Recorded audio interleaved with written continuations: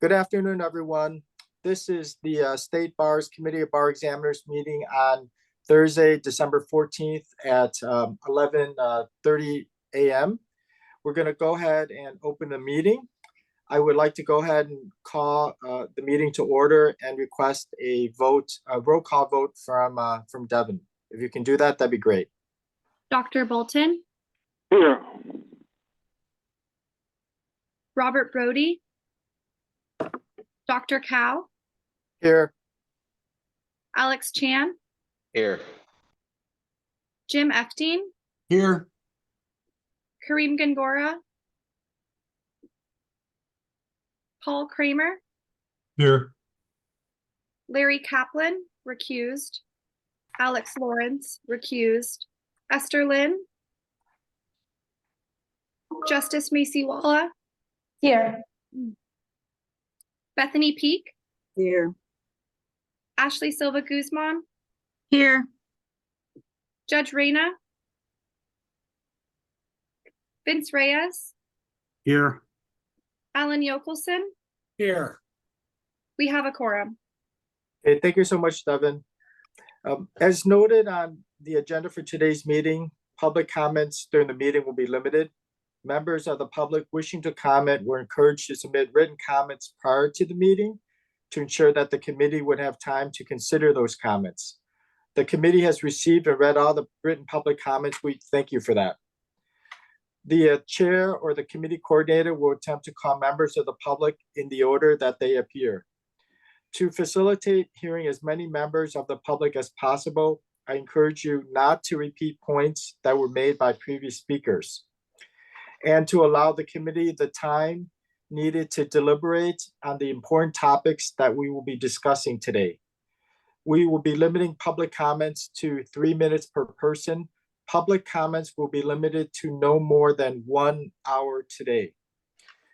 Now, for those of you who are participating via Zoom video, you should have a function for virtually raising your hand. It's a hand icon and should appear at the bottom center of your screen. If you wish to make a public comment, please click on that. For those of you who are participating by phone, you may virtually raise your hand by pressing the *9. That's the star key, then the number 9.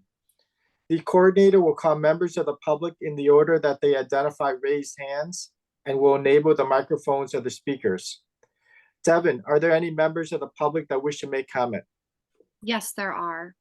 Our first public comment will be from Margaret. Hello, commissioners. I want to speak on item number 2, the People's College of Law 2019 recruitment poster stated, study to be a people's lawyer at the least expensive and only student and community-run law school in the nation. At the bottom it states, People's College of Law, established 1974 by La Raza, National Law Students Association, Asian Law Collective, National Conference of Black Lawyers, and the National Lawyers Guild. This unique and important law school was founded with a mission and mandate to serve a historically marginalized student population and has done so since 1974. Over these years, PCL has helped to fill the enormous and ever-increasing gap in equitable access to a law school education, a lack of diversity in the legal profession, and a lack of representation of our diverse population in the administration of the legal system. That lack of diversity throughout the legal education, practice, and legal administration system negatively impacts legal outcomes and perpetuates inequity. PCL is unique. The California Bar, like all state agencies, has a mandate to increase opportunities and programming that support and develop a more inclusive legal education system in California. PCL is the essence of such a program. I am asking you to vote to approve PCL's request to remain open until May 2025 in order to graduate current students, all of whom are students of color. 100%. Please consider the historically marginalized student population that attends PCL, potential educational and economic disruption to these students who all work full-time, disruption to their studies, career study paths, and professional outcomes. The bar cannot allow further harm to current students. Please adjust the oversight fees to match the institution and PCL's institutional mission of providing a quality, low-cost legal education. I request your approval of PCL's request to remain open until May 2025 in order to graduate the current students, and if the institution resolves its deficits, to allow it to continue to serve a vital role in the city of Los Angeles and well beyond for decades to come. These are really important opportunities. Please, please support the continuance of this fantastic entity. Thank you. Thank you. Our next public comment is from Cynthia. I'll get off mute. Hi, Cynthia Anderson Barker. I'm an attorney, civil rights attorney. And again, of course, I'm supporting PCL, which was started by the Lawyers Guild. And I just want to say that I'm on the board of another project totally funded by the state bar's IOLTA money. And the state bar is actively involved in enabling them with best practices, monitoring them, and they're helping them stay afloat and meet all their obligations and requirements. And so that's what we'd like the state bar to do here. Can you step in and rather than shutting down PCL, can you help it stay open and serve its diverse community, its diverse student body? Don't let these 9 students not graduate and they're not able to find other opportunities. Please, do your duty. Fulfill your mission, help this vital and vitally needed law school stay afloat until they graduate and, if possible, beyond. Thank you so much for your time today. Thank you. Our next public comment is from Katrina.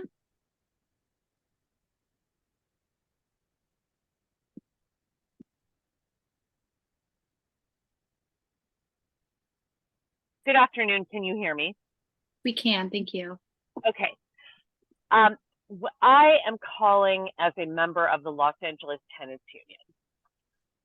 Both faculty and students from this 50-year-old institution have been actively involved in representing our tenants in court to keep them housed. And the reason for that is that we are the organization known as Los Angeles Tenants Union. The base of that organization is mostly not white, mostly Spanish-speaking mothers, many of them single mothers, who absolutely cannot afford a lawyer.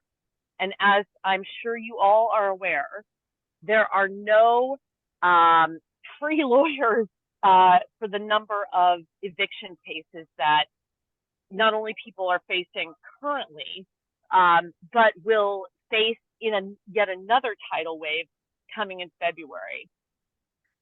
The People's College of Law is it's an irreplaceable resource for people who are facing evictions who would have no other method to afford representation than to be able to access the lawyers who are committed to social change that People's College of Law has been matriculating for, again, 50 years, as the other callers have mentioned. And I honestly think that it shows the hidden white supremacy of the California Bar Association to simply summarily shut them down, a 50-year institution, knowing that the process itself, the judicial process itself, is inherently white supremacist. You would also be shutting down an institution which is a modicum of the effort needed to reverse that situation. Please keep them open until May. Please allow those current students to complete their matriculation and allow them, a 50-year institution trying to reverse the inherent white supremacy of the judicial system, to keep open. Thank you very much. Thank you. Our next public comment is from Todd Hill.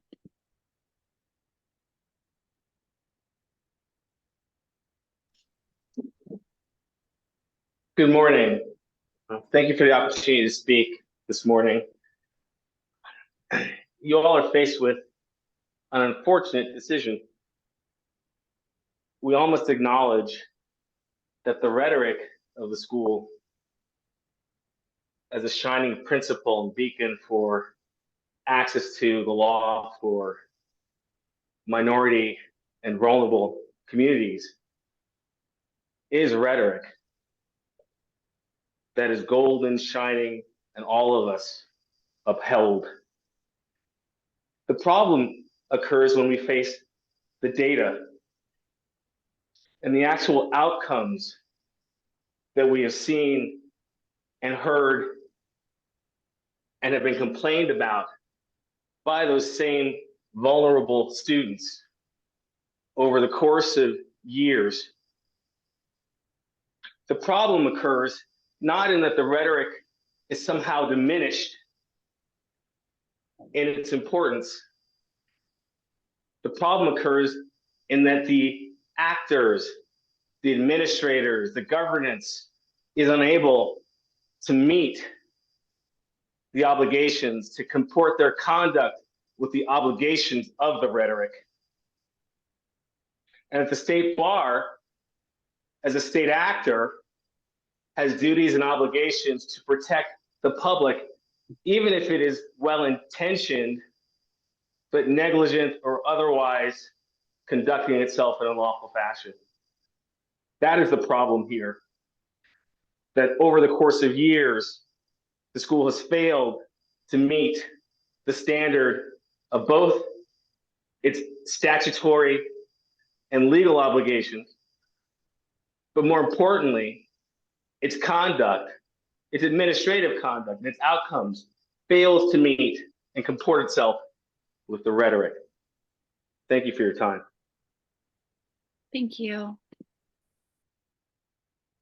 We do not have any additional virtual public comments.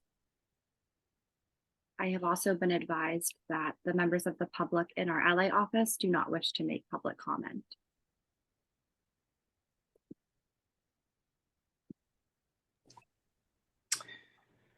We'd like to thank everyone for their public comments.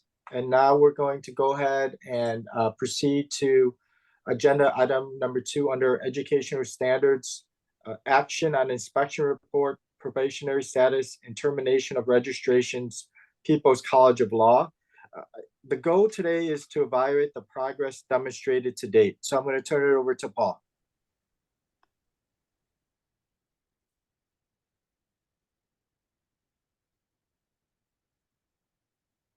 Paul, you're on mute. Sorry, I'm so sorry. Actually, this pause is good because we can't see members of the public in the LA conference room, but I think they someone there does have their hand raised. Devin. Let's go back to public comments then, Devin. Sure. The LA conference room has been unmuted.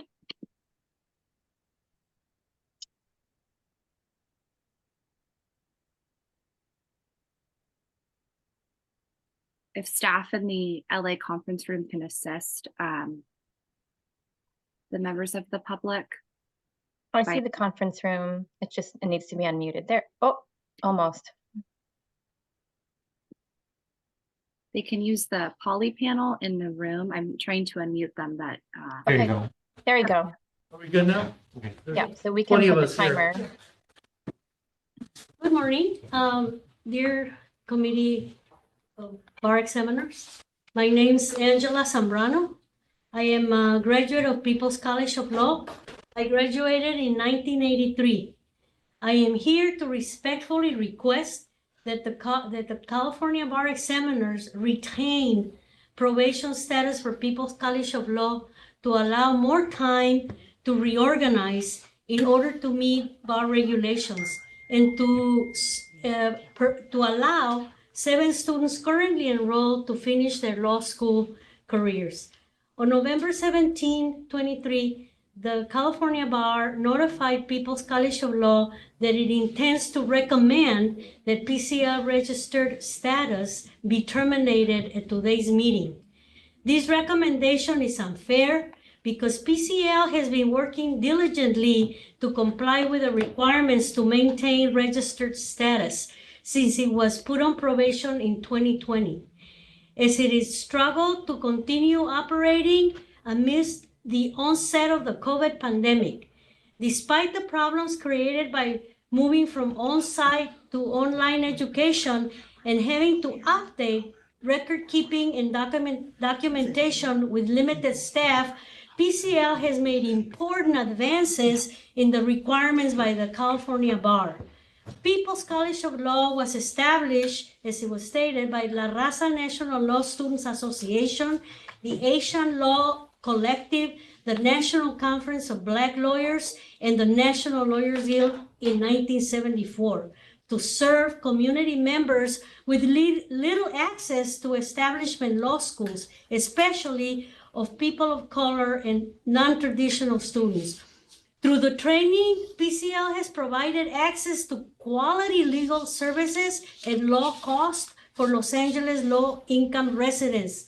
Graduates of PCL provide pro bono or low-cost services to thousands of people in areas of immigration, labor, civil rights, education, tenant rights, family law, and public policy.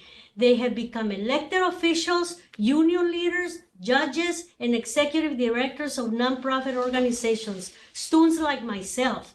PCL prepared me to serve the community in the defense of their constitutional and civil rights. I served as the executive director of the Central American Resource Center in Los Angeles. Carecen provides immigration legal services to thousands of people a year.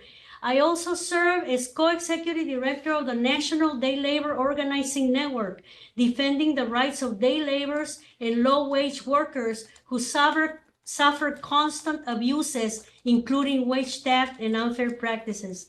Low-income people in Los Angeles need affordable services more than ever. Ending PCL registered status would cause severe hardship to the community and its current students. The probation of the registered students of PCL For your should be public comment. continued and give them the registration status would not occur before May 30th, 2024, because there's no significant risk to the public, and the balance of the equities would pose severe hardship to the current students of PCL. So thank you for consideration of this request. Thank you. Are there additional members of the public that wish to make a public comment? Yes. Yes. My name is Roberto Lacara. I'm a veteran. I've served in the Middle East. Esteemed committee, do not close the People's College of Law today. As their 4L student, there's two of us, I will graduate in May 2024, only 5 months away, 150 hours of instruction. It would be unfair to do so, since I relied on this date when you made probation May 2024. There is nowhere for me to transfer without encountering significant obstacles, such as course duplication, no accredited law school within 2 hours from Los Angeles, residential requirements I would have to make in a new law school. I chose PCL because of top-tier practicing attorneys willing to teach me, not because of administrative compliance issues that never affected me in my law school. Staff, as of yesterday, had no plan for me because they have not considered the student. I talked to them yesterday, and there has been no plan by your staff to consider students like me. Where do I graduate? Do I just go to law school right before the end and then you kick me to the curb? Thank you. Thank you. Members of the committee, my name is Anabella Bastida. I came to this country almost 3 years, and I'm so grateful for the opportunities that this country has been allowing me. For over almost 30 years, I have been devoted to serve my immigrant community. I have had the opportunity to work with great organizations, including COFEM, CHIRLA, and through these years, I saw the great need. I saw the great need of my community, and with that desire, I come back to school almost 6 years ago. To be here, it has been a struggle. Working full time, my challenge also with not being a native speaker. However, I was able to pass my first year of law because I have that dream. I have that desire to one day serve my own community. And today I feel so proud to be surrounded by that community that know how important it is to have people, lawyers like myself, that we identify with them, that we identify their needs. Right now, I see every day as we are serving CHIRLA, hundreds and hundreds of people that are asking or that require legal services. And my desire and my dream is to one day become one of them. However, for the last days, I have been with a lot of anxiety, with a lot of stress, knowing what is going to be my fate. It's only 5 months for me to get my dream to get accomplished on my path to become an attorney. And it's in your hands to allow us. And I think that if you extend it, we are not harming anyone. The school is not is not robbing anyone. And I can just attest the wonderful professors that have been serving us to see their commitment and to see how they are devoting the time to ourselves. I have had the great teachers. They have been taking us to court. They have been showing us even how to write motions and many other things. I had the opportunity to do my bachelor's and my master's many years ago, and I can attest that the professors are doing great. When I graduated with the other university, I got like almost A's. And this school, I am getting B's, I am getting C's, I am even sometimes getting D, because they are giving us what we deserve, and the professors really take into consideration the work that we are putting into it. And today, I am here to ask you to please consider us and to extend our probation so my other classmates can also be able to graduate. Thank you so much for your attention and for your consideration. Thank you. Devin, I see Dan Kaplowitz's hand raised, but I believe that he'll be speaking later as a representative of the school.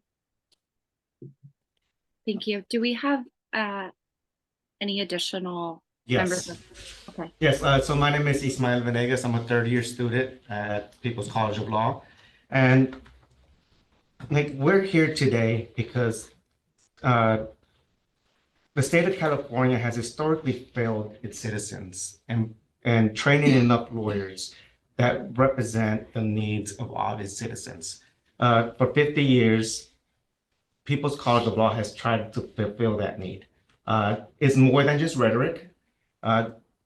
PCO's practices matches those values and those missions. I'm an example of that. I'm the son of immigrant parents. My father has no formal education. I've been able to achieve a bachelor's degree, a master's degree, and now pursuing a legal education. And I'm here because I choose to be at PCO because I believe in the mission, and the school has served me well. I found a home at PCO. When I go through archives and I look at pictures and I see graduation dinners from 1985, 1986, 1997, 2015, in those pictures, I see a family dinner. I see my parents' dreams. I see my dreams. Sorry.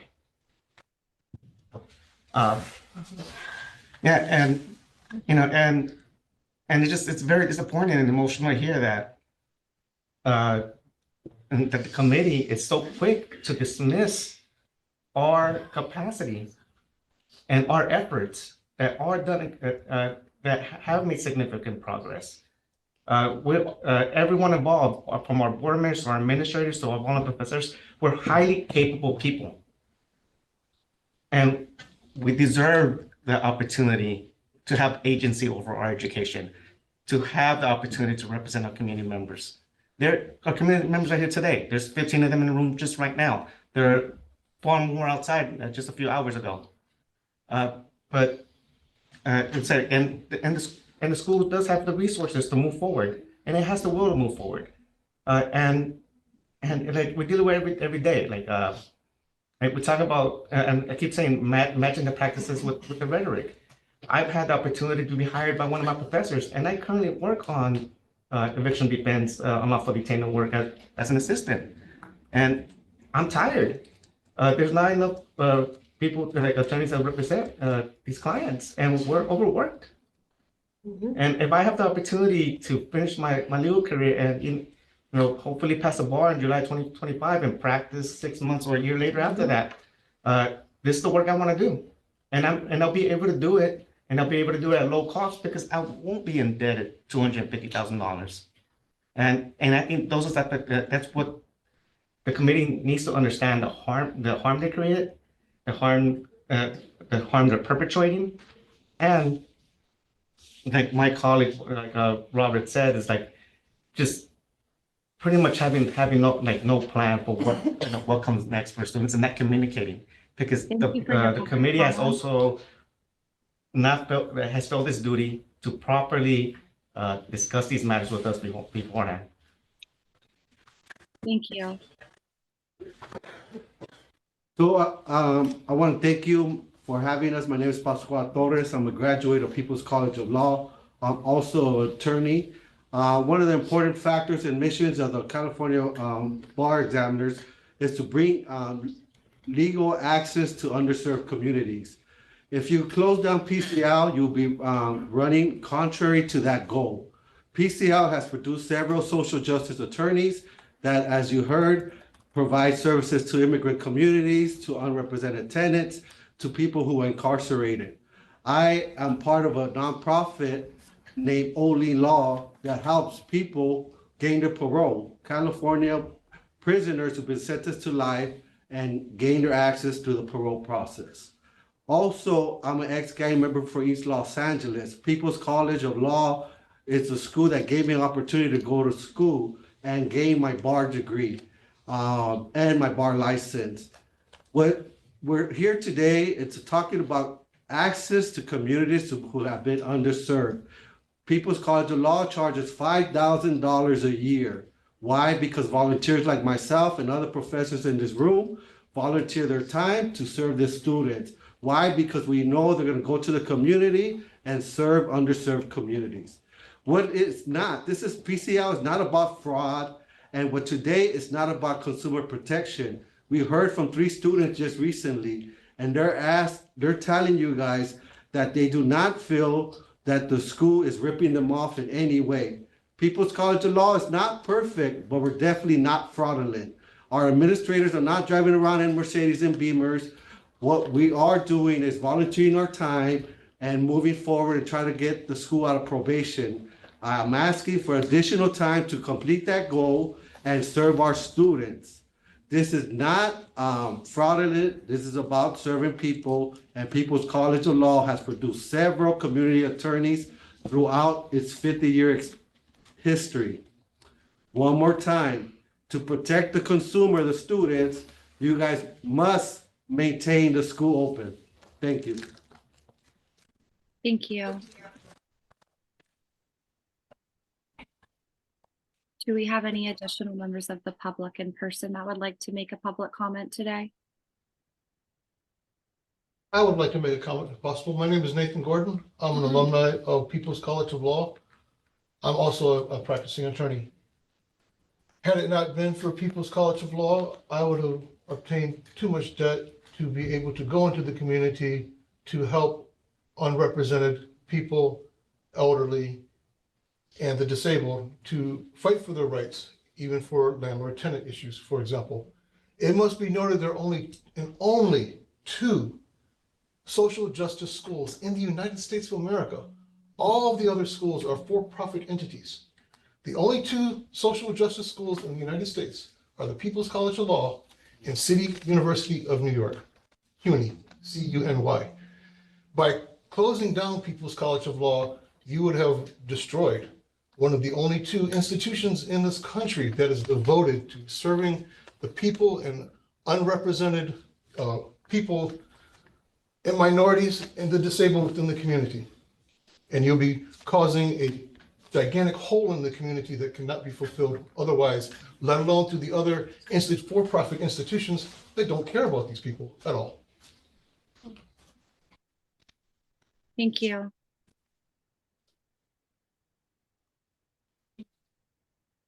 Do we have any additional members of the public that would like to make public comment? Yeah, hi, my name is Carlos Vasquez. I'm actually not an alumni of People's College of Law. I'm a concerned resident and citizen of the fact that you are gonna shut down one of the best in social justice institutions in the country. It's important that everyone gets an opportunity to get represented. I'm actually a client to some of the attorneys that are from People College of Law that have helped on various issues such as tenant protection. And like a lot of the people said in here, without having access to quality law attorneys, it gets very expensive and costly. I am an alumni of another law school that it was very costly and expensive, and 15 years later, I'm still paying for law school, although I'm not a practicing attorney. If I would have known of the opportunity at People College of Law, I would have for sure enrolled and graduated and be given the opportunity. But it's important for residents and citizens of LA and California in general that we give People College of Law and their students and future students the opportunity to finish law school, pass the bar, and not only that, they also become professionals. A lot of people become professionals because they were prepared from People College of Law. So please don't shut them down. You're making it's a big miscarriage of justice if you do so. Thank you. Thank you. And Devin, just a question. I see, I no longer see Jessica Viramontes. I'm unsure. She's listed as a school representative. I'm not sure if she's planning to give a school or a public, but she may have decided by taking down her hand. Thank you.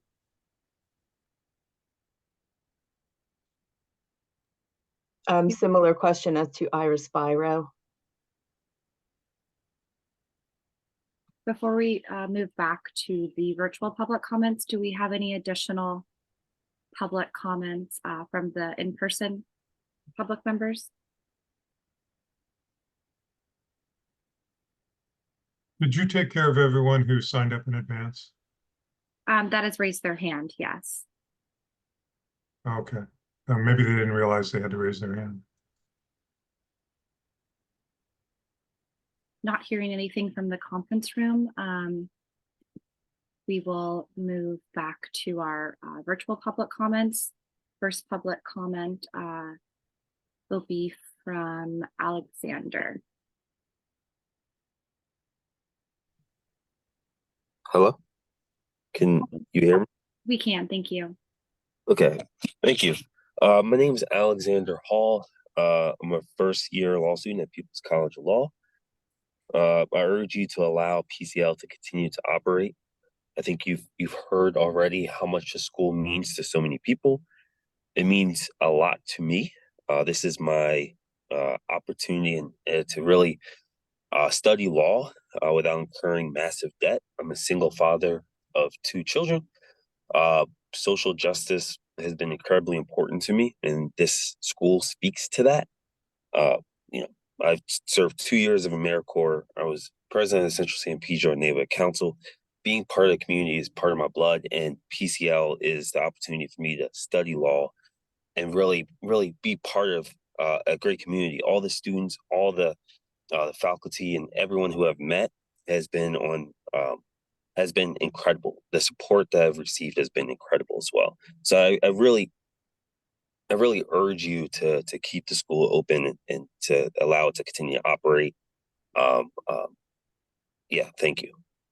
Thank you. Our next public comment is from Gary.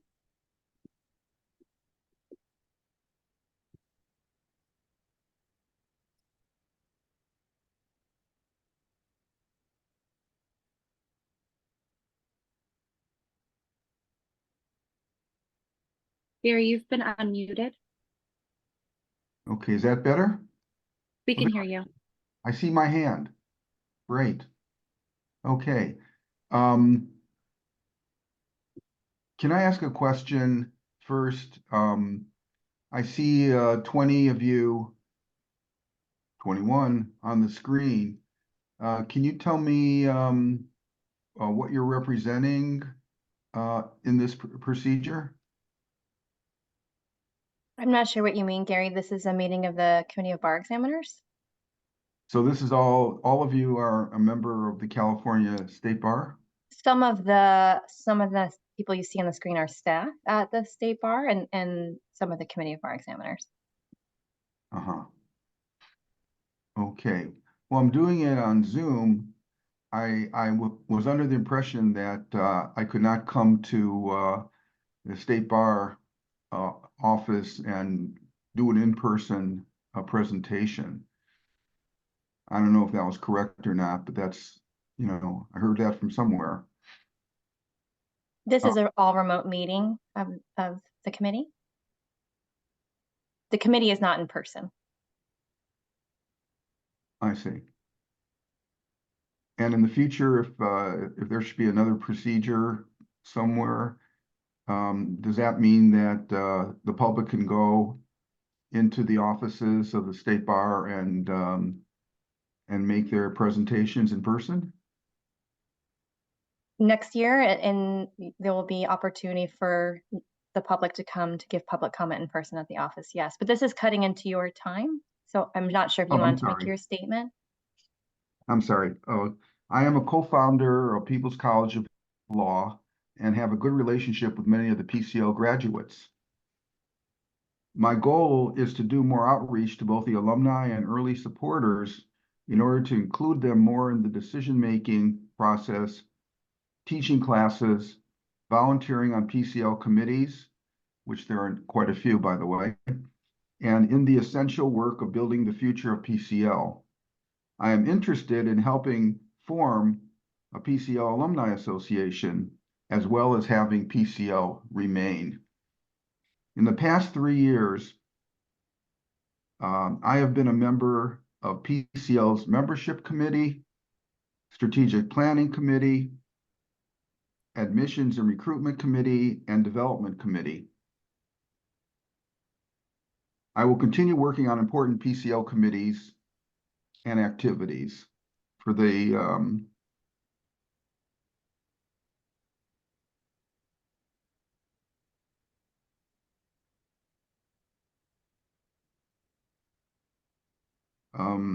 for the last few years, I have distributed many PCL brochures at national and regional National Lawyers Guild meetings. And you probably know that the National Lawyers Guild. Gary, thank you for your public comment. I'm sorry? The limit for public comment is 3 minutes and the time is up. So we need to move on to our next public comment.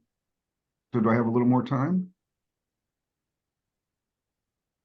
Unfortunately, in order to hear other members of the public, the chair has set public comment at 1 hour. So we need to move on. You are welcome to submit written public comment.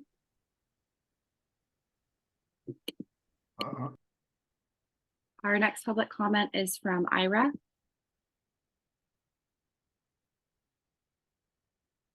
All right, I'm unmuted, I think. I'm Ira Spiro. I'm the former dean of People's College of Law from 2017 to 2021. But I have served on at least 4 state bar committees, might be 5, I can't remember. And like you are, I was a volunteer on several committees and one for the Judicial Council. I just want to say this. I would hate to have to look back on my service on any state bar committee and remember that I took a vote to ruin the opportunity of half a dozen or so law students to complete their legal education. Thank you. Thank you. Our next public comment is from Gyro. Yes, hi, good afternoon. I appreciate the time for you guys to hear us out. I mean, I just want to speak into the facts of just preserving unaccredited law schools, period. The California Bar's own publication of data, their JD enrollment data from 2009 to 2022 shows a major decrease in unaccredited law schools, students enrolling in unaccredited law schools by 81%. Schools have actually gone down as well from 25 schools to 12 schools now. Unaccredited law schools are, they're vital to diversifying legal professionals. And it's not just for minorities, it's also for parents who don't have time in the morning to study at night. We have people who are single parents as well, others who work in the day and can't take time to study and they're able to do it at night. Also, those also older people who just want a second chance to study in an area that's not traditional like ABA or other law schools. You guys are aware of PCL's history of serving the underprivileged community and providing them a legal career.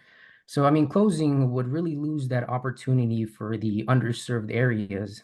It's evident by our students. All of our students are Hispanic and African Americans. But it just speaks into the larger picture of this is not just an isolated incident of unaccredited law schools not receiving enrollment. It's JD, period. Since 2009 till 2022, JD enrollment has decreased 20%. Both in ABA and unaccredited law schools combined have already lost 7,000 enrollments. So it's not just about closing down an unaccredited law school. It's closing down another opportunity for others seeking a JD degree to fulfill that. Over the time, there's less attorneys now. There's less people wanting to be attorneys. So it's not just about People's College of Law. It's not just about unaccredited law schools. It's just the bigger picture as a bigger picture of attorneys. PCL provides not just PCL, but unaccredited law schools provide an affordable pathways to everybody. So this report should not be taken as a negative way. It should be taken, I believe, as a positive way in how to progress unaccredited law schools and how we can help out this particular school to be able to proceed and continue providing that legal pathway. Thank you. Thank you. Our next public comment is from Daniel. Good afternoon, ladies and gentlemen. My name is Daniel Marquez, and although I'm not a graduate of PCL, I am a graduate of UCLA Law School, and I worked at the Legal Aid Foundation of Los Angeles for 20 years, where I had the honor to work with a number of PCL graduates, too many to name, who were instrumental in protecting the right of renters, consumers, immigrants, disabled people. We not only provided direct access to legal services in terms of welfare benefits, housing, immigration, we also worked on policy issues involving rent control, local rent control, state rent control issues, public policy issues on issues affecting working people and poor people. These people that I work with from PCL are too numerous to mention, but I will say that they were talented, they were dedicated, they were hardworking, and they were and continue to be an inspiration to me and to other progressive-minded people, including lawyers, community members, activists, community organizations. They were essential to fighting some of the fights that were going on in the mid-'80s. I was asked by a friend of mine not too long ago how I got into law school, being that I was not college prep. And I told him quite honestly that I was the last affirmative action, among the last of the affirmative action students that were admitted to UCLA Law School. And he asked me, well, don't you feel you took the slot away from somebody else that didn't need affirmative action? And I said, you might be right. But can you guarantee that that person whose theoretical slot I took would have returned to my community to work with my people, Latino, Hispanic, Black, poor, disabled, and fought the fight that I fought for 20 years? I'm in 40 years of practice. I went to private practice 20 years after legal aid. Because the politics changed, we could no longer represent undocumented people. I worked with a couple of nonprofits after that and worked to continue to help people. So my point is not to beg that the state bar save PCL. I think that some of the requirements that they've imposed are reasonable. But my question is, what has the state bar done for People's College of Law to provide the necessary resources, the inspiration, the support, the efforts to help people like myself, whose only desire in becoming a lawyer was to help poor people?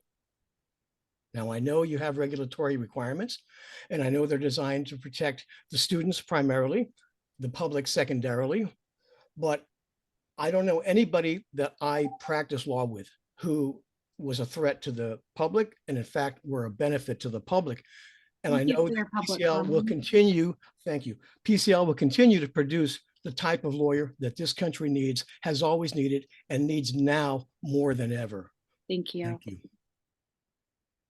Your next public comment is from Clemente.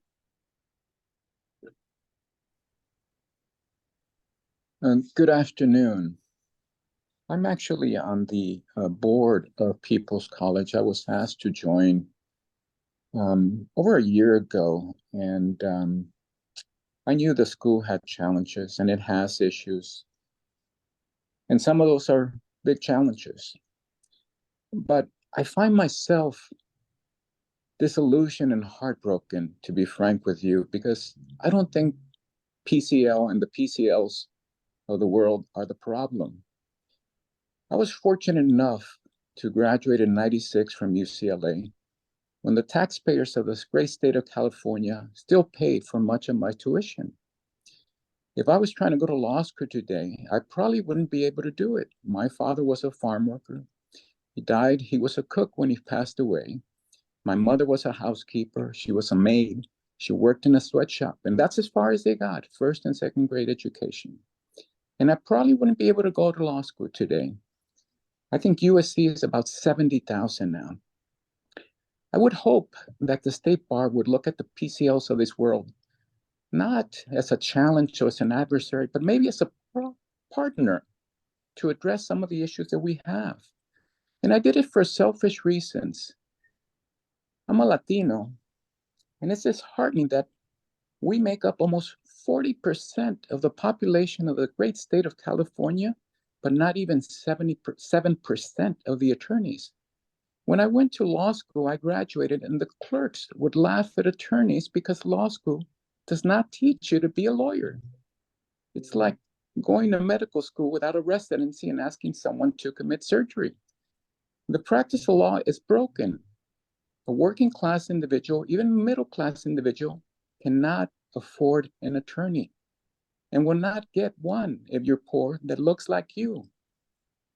The Googles of this world can afford the whitest of white shoe law firms, but if your last name is Gonzalez and you're getting evicted, it's like shooting fish in a barrel and the barrel's half empty with water. The state bar has talked about allowing non-attorneys to practice law. I've sued these people. In a case about 5 years ago, the person that I sued, the Attorney General of the state of California, after I tried to talk to various agencies to prosecute, finally prosecuted. He got 5 years in prison based on my discovery, on my evidence.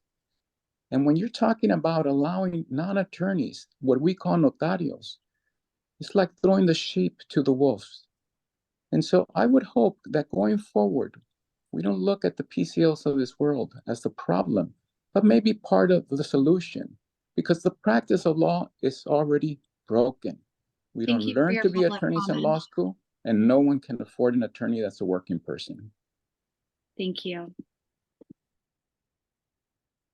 We have one additional public comment from members of the public in our LA office.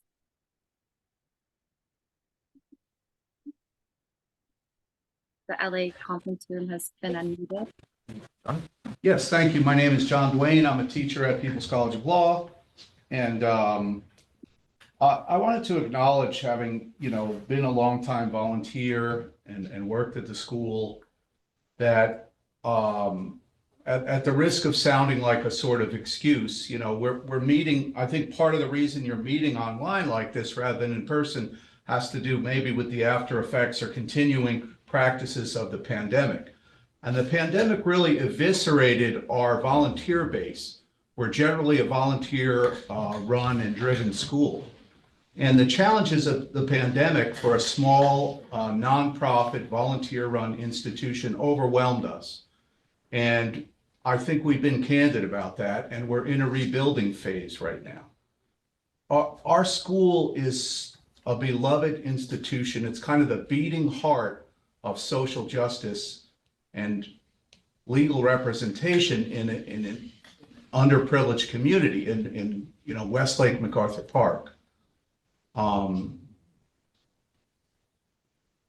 The challenges, the administrative challenges and the resource challenges, I believe, are all solvable. They're not solvable instantly. It will take time, ideally some partnership and support from the bar rather than an adversarial relationship under the guise of protecting consumers or something like that. I'm not sure what's going on there. But I think to kick the ladder out from under us now, when we're in the rebuilding phase, when we have an opportunity to turn the corner where the negative results of the pandemic are starting to be mitigated and the volunteers are starting to come back, as you heard Gary start to talk about, that the resources are coming back in, both financially, the human resources, and the general support is coming back in.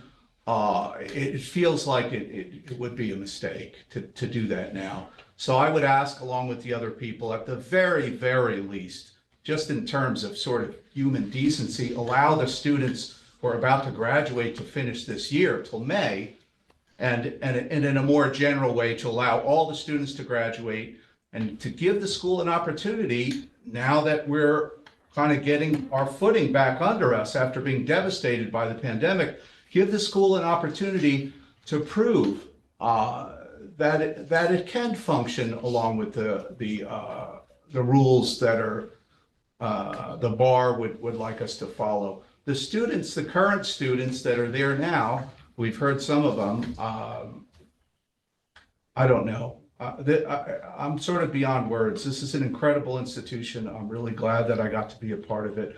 I hope you will sort of vote your conscience and your heart and give us an opportunity to try to continue and work in partnership with us for this valued resource. Thank you. Thank you.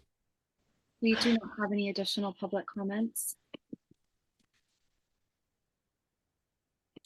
Thank you so much, Devin. This concludes the public comments. We'll go back to agenda item number 2, educational standards. The goal, like I said today, for the action on inspection report, probationary status, and termination of registrations, People's College of Law, the goal today is to evaluate the progress demonstrated to date. So I'm going to turn it over to Paul. Thank you. Thank you.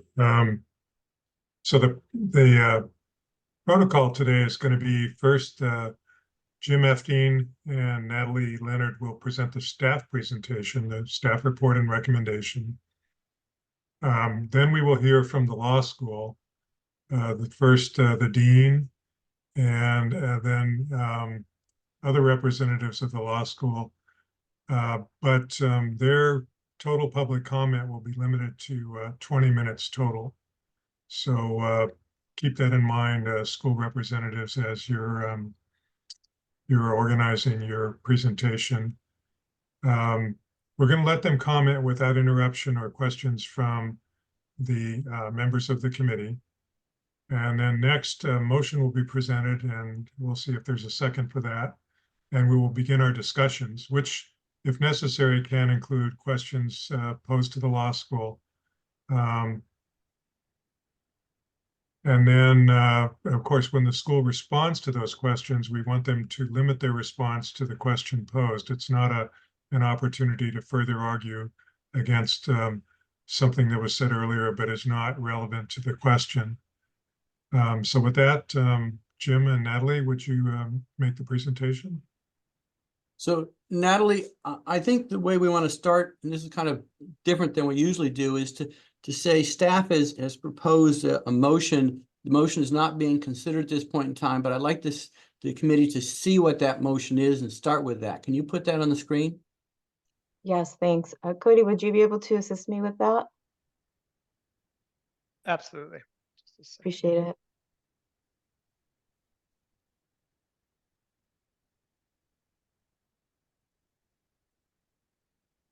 And so what he's bringing up is the staff recommended motion that is part of the memorandum that's posted online as part of the agenda.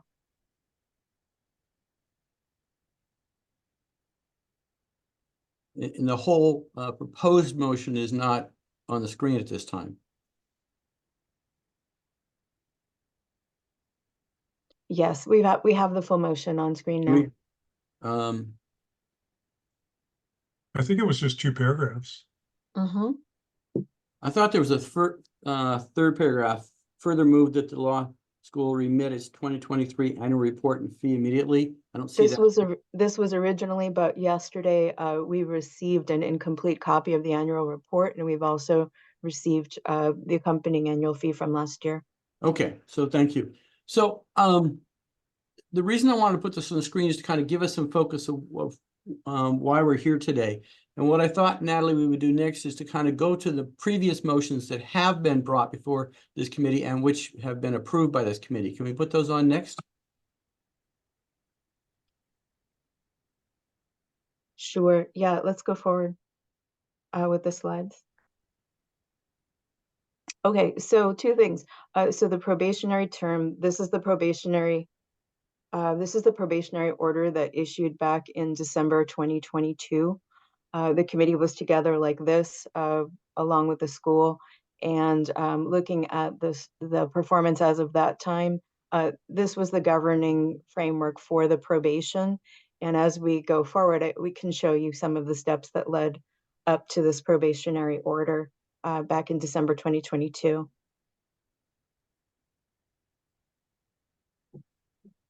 Let's go one more slide. Okay, so I'm going to actually go back maybe even a little bit farther for some of the newer members of the committee. The school in its own papers indicates that the challenges they face today may have been as much as 15 years in the making. And what was going on at that time, a couple of things. The first thing that the committee has noticed is that for the school's last 3 periodic inspections, they've had an unusually large number of compliance issues. The school often rallies at the last moment, much as you see today, but the efforts are not sustained, and the issues return. Back in approximately 2017, the school members of the community sued each other based on problems in the operation at the school, and a new team was brought on. The dean at the time was Iris Biro, who you heard from briefly today. And he became the dean, I want to say, in approximately 2017. By the time the State Bar planned to come for the next scheduled periodic inspection, there still were many things to do. The State Bar did try to work with the school to help the school take the steps needed to come into compliance. The State Bar assisted in terms of additional time with the annual report. The State Bar reset the inspection date to give the school more time. And this is part of the reason why the school wasn't inspected in 2019 as scheduled. In 2020, yet again, for the 3rd time in the 3rd cycle, significant issues were seen. The consultant spent significant time with the school, probably more documented than we have with any other school, to talk about the issues, and a lot of progress was made that year after the inspection. But unfortunately, in a pattern that we've seen previously that continues to today, it wasn't continued. So the school, when its registration was renewed in 2020, was advised that their actions were appreciated, their actions were critical, and their actions needed to be sustained. But unfortunately, by the next year, they were not. We went back to the 2020 recommendations, reminded the school of the need to sustain, and the staff experience was no response from the school, for 6 months until it was time for the committee to determine whether to issue a notice of non-compliance. With a lack of response of any kind until a few days before and the day of the meeting itself, the committee issued a notice of non-compliance that ultimately culminated in a probationary period in December. We have been dealing with this school in this way with a lot of time and a lot of support for a very long time.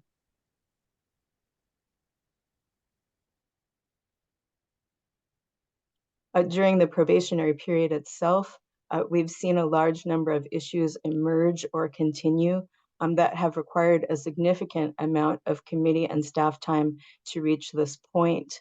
During this period of time, several of the commenters mentioned the pandemic, but all schools were faced with the similar conditions of the pandemic. In fact, many schools actually thrived during this period. They learned to weave in distance elements to their program. Some switched to a distance program. Some returned back to a fixed facility when needed. When we look at the overall pass rate numbers for some of the schools during the pandemic, we actually see those pass rate numbers rise. This is not what we see at Peoples. During this period of time, the committee has had to push the school, the staff has had to push the school to communicate clearly and fairly with the students, ultimately requiring them to place the probationary orders on their landing page of their website because they previously were hidden several layers down under a heading called CalBAR motion. And we believed that the students needed the right to know what was happening. The curriculum at the school has been in flux. If we look at the fall as an example, the staff memorandum discusses the curriculum for the fall has changed 3 times. The nights of school that were available to these students, these working professionals, these sandwich caregivers, etc., changed after the school began, forcing the students to scramble. They also changed the courses that were offered because they couldn't retain the faculty they needed in order to teach this fall. In terms of records, we've seen significant issues with records from 2020 forward that make it difficult to give enough information for the state bar to evaluate, but also for the school to be able to evaluate its own internal operations. In terms of the staff support, since 2020, we've seen 5 different deans, we've seen 5 different registrars come before the committee, each claiming to be the one that will reverse the declines that preceded them. We now have a new interim dean in place since the end of September, who focuses on steps taken since the inspection, which closed on October 17. And we are in our 6th round of this sort of representation from the school. In terms of the results, there has been one passage this year of the bar exam. There has been one passage of the first-year law students exam. And so we are seeing very limited results come out of the school. Jim, is there anything that you would want to add?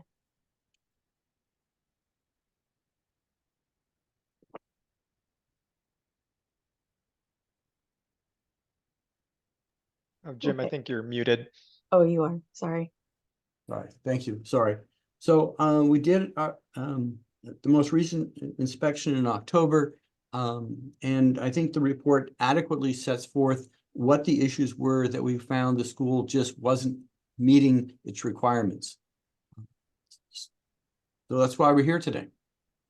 And I think one of the challenges that we've seen, and that we've encountered as staff that I can't ever remember seeing from any other school in many years here at the bar, is the school's level of delay until committee action is imminent. And from the beginning, the committee has asked and staff has tried to support the school in being consistent, providing what is needed, providing what is expected. And each time we see them take action only at the very moment of committee action. And it is that pattern that brings us here today. And it is unclear whether all of the alumni may be aware of that. Okay. Next slide. With respect to the staffing, and with respect to the staffing, it's been a challenge, but each time that the school has changed its staff, the State Bar has been there to orient the members of the staff, volunteers if needed, more so than we have spent with any other school. We have been aware that this school elects its board each year. We have been aware that the school changes staff very often and have extended ourselves to try to provide additional support. Their own structural support makes it a challenge, and we've tried to bridge that gap with the staff. We did so with the current dean. When she started, we had conversations catching her up about what was needed. And if we go to the next slide on the students, I'll continue with that. We're perplexed at some of the responses related to the students. We have worked with the school, and we have seen other schools that have closed and students have transitioned successfully. And this is what we reported to the school. We also have not seen the school take some of the steps that are typical when a school is on probation, which would be to check the schedule to be the most advantageous for transfer, to be available to give refunds to the school if a term is stopped mid-semester. And we have seen 2 schools do that voluntarily this year. We normally see that. We are surprised to see here that what is indicated is that the students believe they will lose their tuition for the partial year. It's not what we've seen in the past. Similarly, the students do have the opportunity to transition to other schools, likely would expect so. And part of the reason to bring this to the committee now is that the maximum number of schools will generally start a term in January. So the students have the maximum opportunity to transfer into a compliant program that has had more positive outcomes than People's College of Law.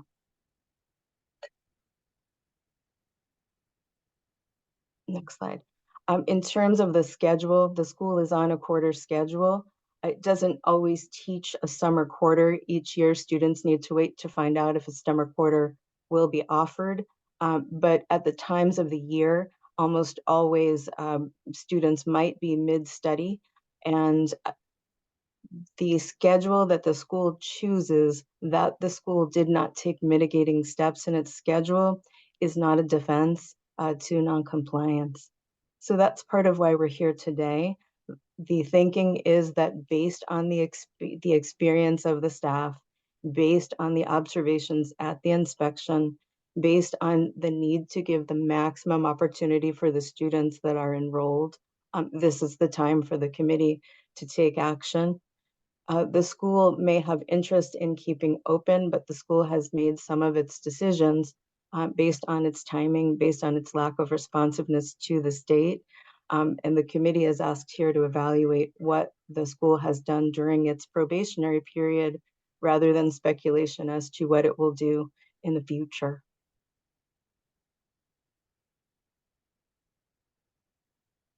So that's the general background that we provided. And Jim, would we be ready to hear from the school?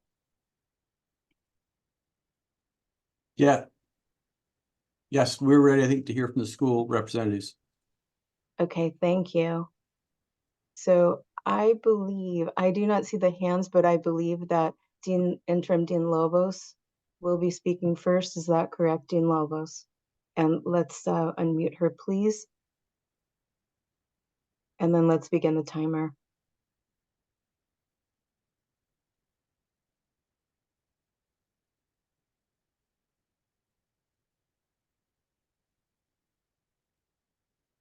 Good morning. Can you hear me?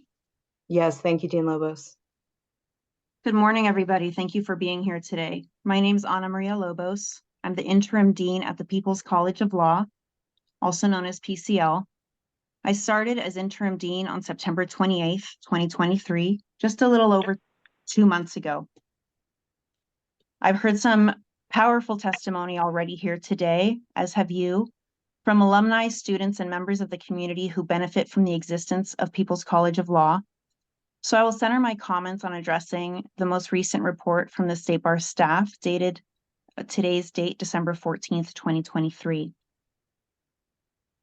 One of the issues before you today is Rule 4.241, which states that a registered law school must provide each student a disclosure statement that includes specific information enumerated in the rule, and that the student must sign the disclosure and receive an executed copy before making a payment to the law school. Although the bar staff report states that PCL is not in compliance, this is not true. PCL is in compliance with Rule 4.241.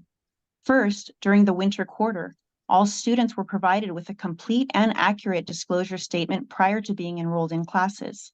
Students did receive disclosures during each academic year of 2020 to 2021 and 2021 to 2022. Second, bar staff states on page 8 that PCL questions whether the rule requires students to return signed disclosure statements. This is not true.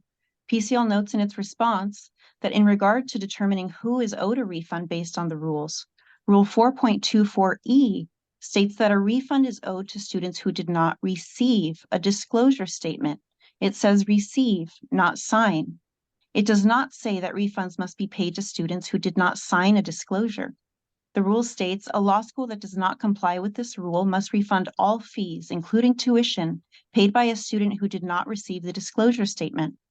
The distinction in this rule between the words sign and receive is important, as it helps distinguish who is owed a refund and who is not. And PCL has been able to verify that it did disseminate and that students did receive appropriate disclosures at least once during each academic year of 2020 to 2021 and 2021 to 2022. On page 10, State Bar staff reports that PCL questions its obligation to provide refunds to students. This is not true. PCL has issued refunds to students who did not receive disclosures, as the rule requires. On page 11, State Bar staff states that PCL struggles due to its small staff size. PCL made the positions of dean and administrator full-time paid positions. This is a fundamental change in PCL's philosophy. For PCL's entire 50-year history until 2022, in line with PCL's mission, the school stressed volunteerism and had no paid positions. PCL developed new policies and procedures to manage its employees. My many years of experience in business management will help develop the organizational framework necessary to maintain these management techniques. On page 12, the State Bar states, it is also unclear who is leading the law school. 4 sentences later, the report says, Interim Dean Ana Maria Lobos continues to lead the law school. This is an example of many inconsistencies and errors in the staff report. To correct another misstatement in the report, Edith Pomposo is no longer acting as dean. Rather, I have been acting as dean since September 28th of this year, as the interim dean after Ms. Pomposo announced her leave of absence. In its report, State Bar staff states that PCL is not following its own curriculum plan. Staff repeats the incorrect contention that our evidence course was supposed to take place during this academic year. As bar staff has known since at least the 2020 inspection, the school's course scheduling, which it refers to as the cluster plan, schedules the evidence course every 2 to 3 years, so that all PCL students take the evidence course by the time they graduate. Please bear in mind that Guideline 5.10 states that a law school is not required to follow a specific curriculum. In its report, State Bar staff states concern over a PCL policy on decisions on student requests for disability accommodations. The policy allows the student who made the request to decide for themselves whether or not to allow other student board or committee members to participate in the decisions. This decision is completely up to the petitioning student. Some students might prefer to have other students present at such decisions. Certainly, that is preferable to not allowing the petitioning student to have other students participate in decisions on the petition at all. State Bar staff reports that PCL makes financial documents available to all community board members, but that is not true either, and is refuted by our current board treasurer. State Bar staff mentions in footnote 7 that at least one faculty member teaching a course was not a licensed attorney. All of PCL's faculty hold at least a JD, and over 80% of the faculty are licensed attorneys. The rules and guidelines do not require that professors be licensed attorneys. Many professors, even at ABA schools, are not licensed attorneys. To the contrary, Rule 4.6 states that at least 80% of the faculty teaching in any academic period must be either admitted to the practice of law in any jurisdiction or be a graduate of a law school approved by the American Bar Association or accredited or registered by the committee. PCL is in compliance with this rule. The State Bar expresses that PCL has not yet found a building to purchase, which of course PCL would not have because the purchase of a building depends on whether the committee will allow PCL to operate. It would be a waste of our nonprofit funds to buy a new building large enough to house a law school when we don't know if the corporation will need such a large building. On page 14, State Bar staff discusses a student who is not provided a fourth year of study. PCL made attempts to communicate with the student during the summer before the 2023 to 2024 school year. PCL did in fact create 4L classes for the student.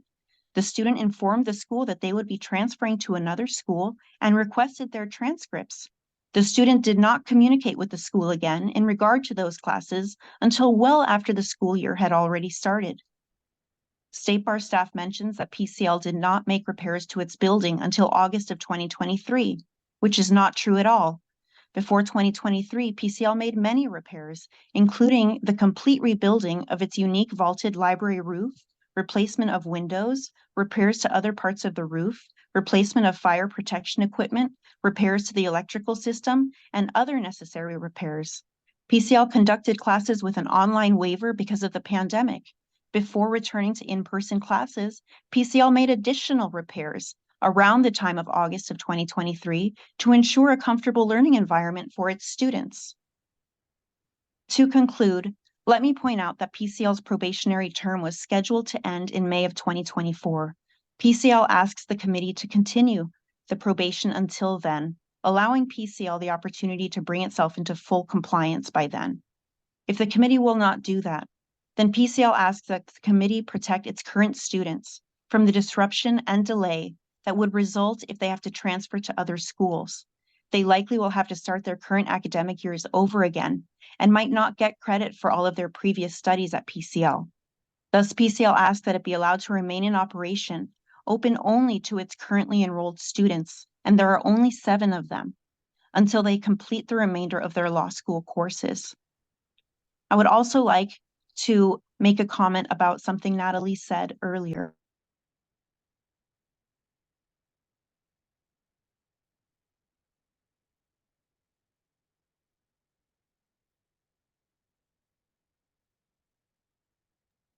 You muted yourself. So because it wants to show how compliant it is. It has held Mr. me. Lobos, I'm so sorry, but you went mute at the point that you said something Natalie said earlier. Yes, thank you for that. So something that you said was about PCL obscuring its probation notice on its website. And this is not true. PCL has had its probation notice posted on almost every single page of its website for quite some time, and at least since 2022.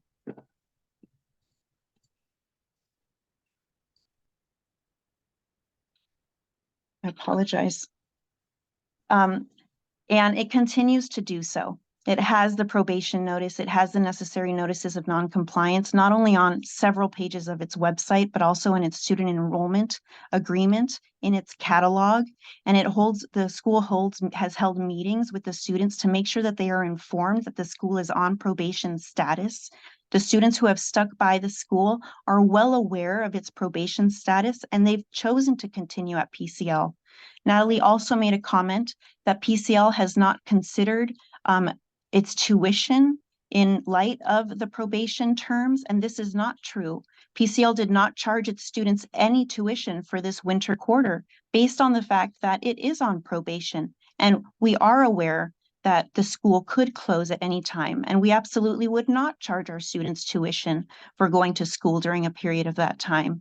We treat our students fairly, and we will continue to do that. And we want to be in compliance with you, the State Bar. We would love to partner with you to continue on probation until May of 2024 and be allowed the opportunity to bring ourselves into compliance. Thank you so much for your time. I will now pass to my colleague, Bill Maestas. Thank you, Dean Lobos. 10 minutes remain across your additional speakers.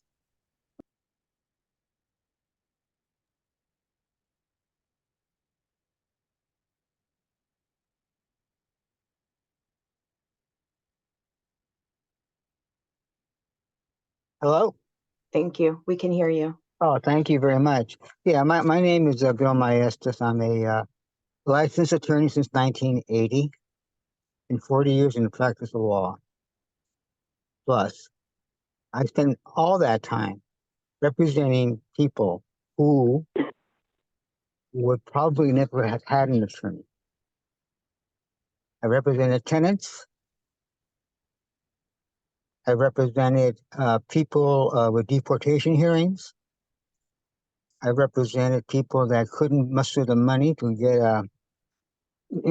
I would make myself available to people. That didn't work too well. So I got a job with I got a job as a public defender where I spent most of my career. All of these activities were what I wanted to do when I wanted to be an attorney. Now, how did I get the idea to be a lawyer? Perry Mason. No, I didn't grow up with money. My father was a steel worker. My mother was a homemaker. We had 6 children. Nobody I knew was a lawyer. I had no connections. If it was not for the People's College of Law, I would not be a lawyer today. And if I was a lawyer today, I don't think I got to any other school, my value there, I'm certain. I've seen it. I've been a lawyer for a long time, and I see what happens to attorneys. People's College of Law fulfills a vital function that the state of California recognizes, is that the money interest has corroded our legal system. 2 main points. You can't get into law school unless you have money. Second, you can't practice law unless you have a lot of money. So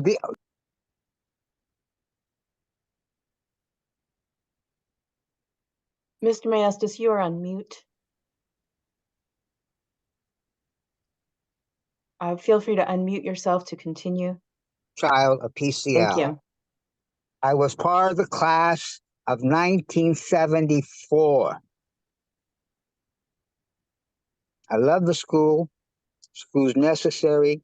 Don't shut it down. Thank you. Bye-bye. Now you can go. Want me to drive? Okay.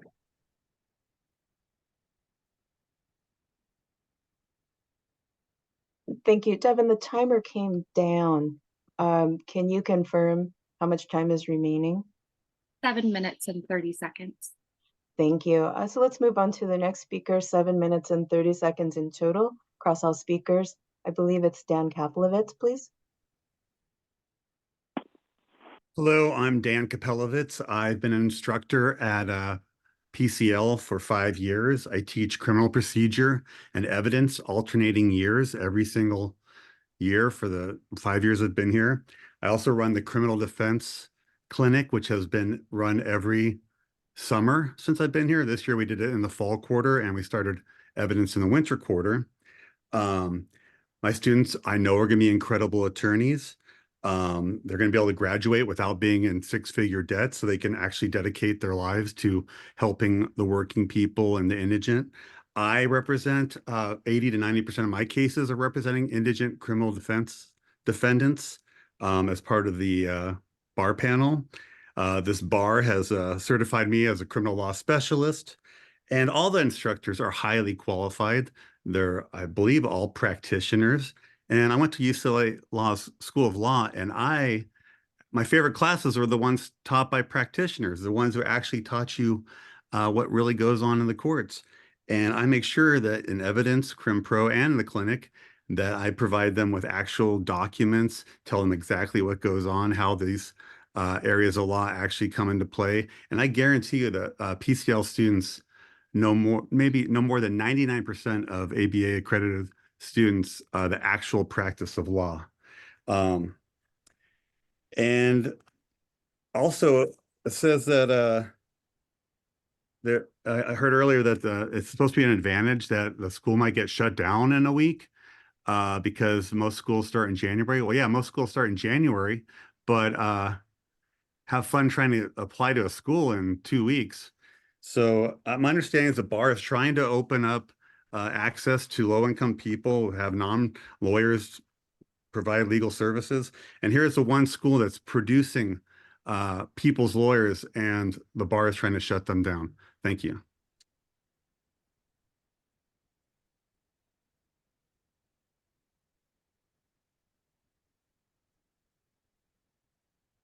Are there additional speakers representing People's College of Law?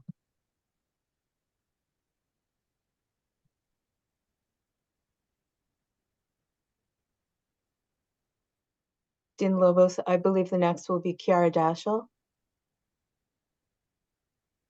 Yes, that is correct. Kiara Jesha will speak next. Thank you. Thank you. Hello? Can Yes. everyone hear me? Uh-huh.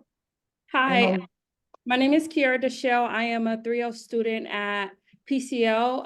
I quickly want to talk a little bit about my background. At 18 years old, I was sentenced to life in prison. It's always been my dream to become an attorney. While incarcerated, I wrote the petition that ultimately got my sentence.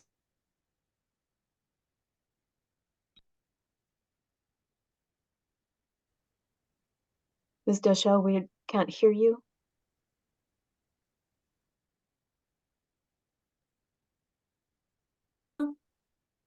Hello? Yes, we hear you now. You've been unmuted, but we couldn't hear you. We hear you now. Oh, okay. So I do want to speak in regards to what Natalie said about us being able to transfer successfully. That is just not true.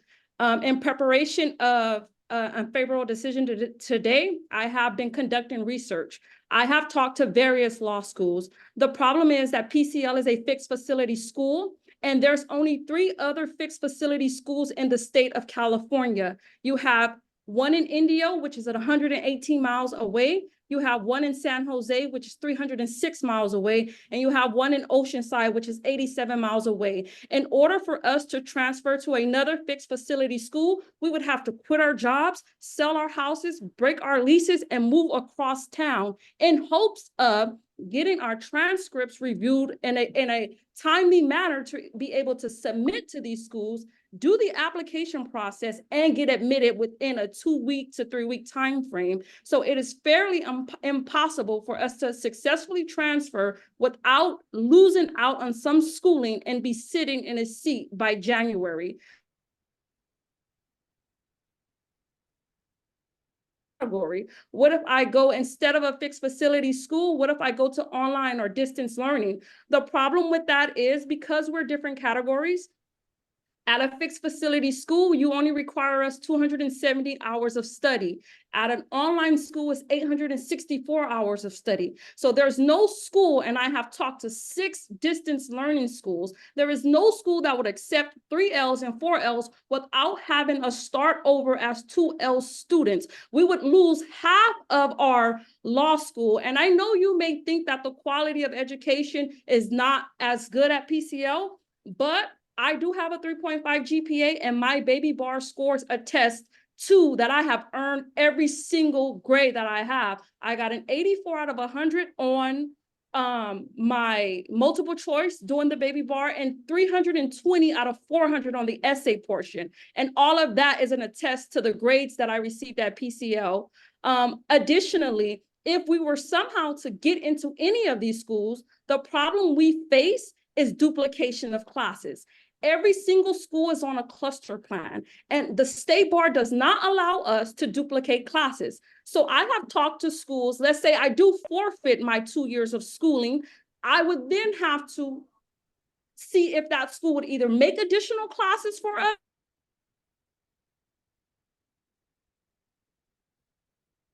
We cannot hear you, Ms. Deshelle. Hello? Thank you. Yes, we can hear you. So the next thing we face is duplication of classes. If by chance we get accepted into another school, we would have to bank on that school creating additional classes for us to take, or we would have to wait an additional year or two for the classes we need to come up. So for 3L and 4L students, it is nearly impossible for us to transition into another school without either losing 2 years to 1.5 years of study and be seated to take the bar exam in 2024 and 2025 as we set out to do when we started our law careers. And I will give the additional time to whoever's next on our panel. Thank you. 1 minute and 45 seconds remain. I believe the next person would be Professor Skeels.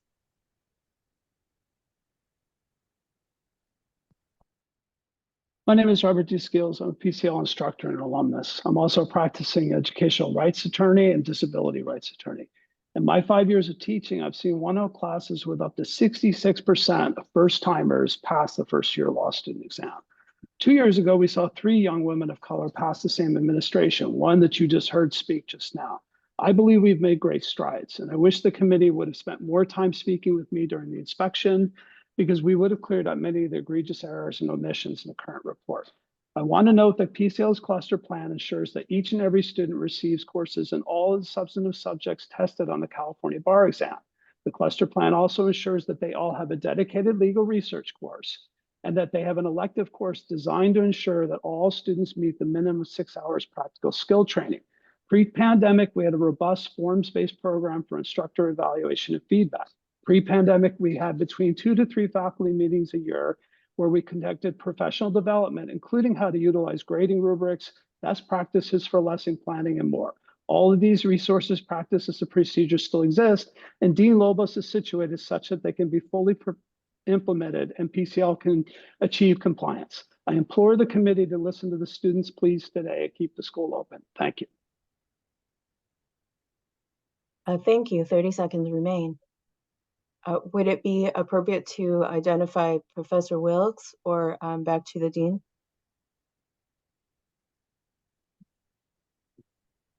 Thank you. I'd like to request an additional 2.5 minutes for Christian Contreras.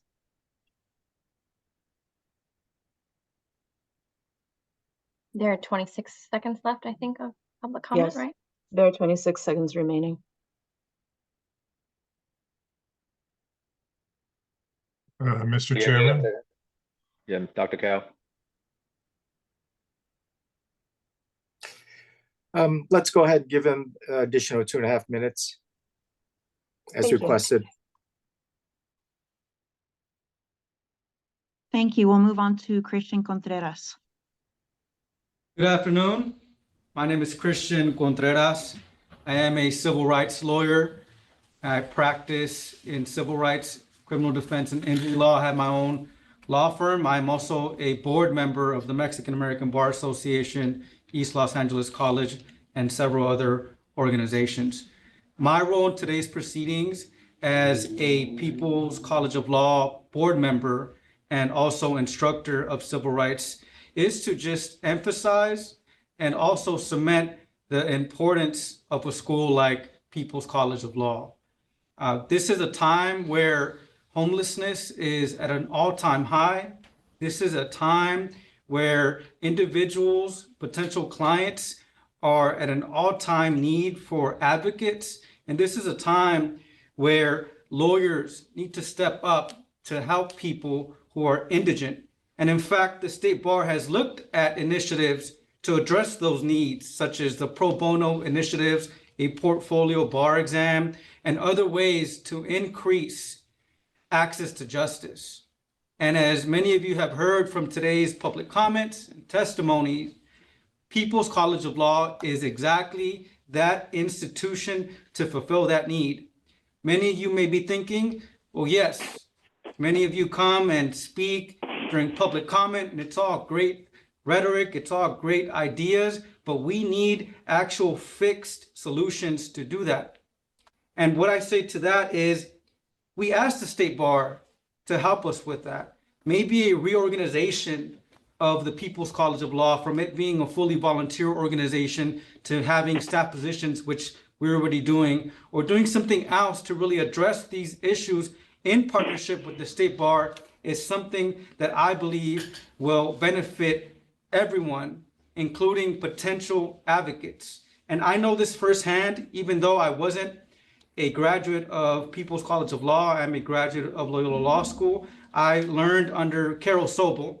She was my civil rights instructor, and she is a People's College of Law alumni. I never knew any lawyers. My first lawyer I met in college, and I come from humble beginnings. I was undocumented, I was homeless, and my mother was paralyzed from the waist down, and she never sued. She never sued from such an injury. If she had met an advocate who could represent her, then my mother would have gotten some justice. So stories like mine, stories like others who are associated with People's College of Law is exactly the community that PCL serves. And we ask that you work with us and you keep the school open at least until May of 2024. Thank you very much. Thank you for your comment.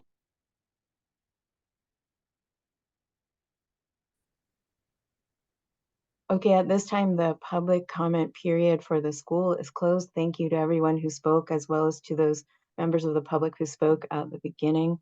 And Jim, are you ready to open discussion? Yeah, I believe at this point in time, I'd like to hear from the committee members with questions and thoughts. And as needed, I'm happy to address any of the points that were brought up during the period of time.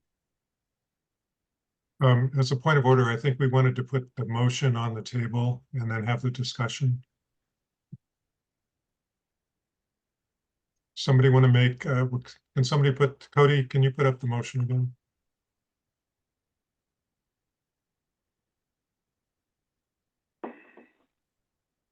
So I believe under our new rules, we're supposed to have the motion before we have the discussion. And that being the case, Jim Efting will make the motion as presented on the screen at this time. Is there a second?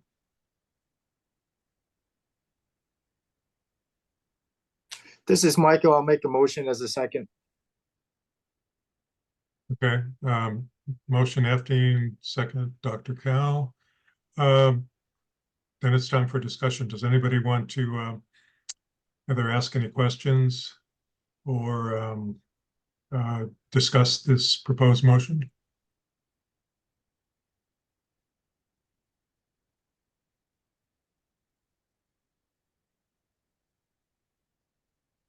Okay, Actually, Vince? yeah, Vince and then Alan.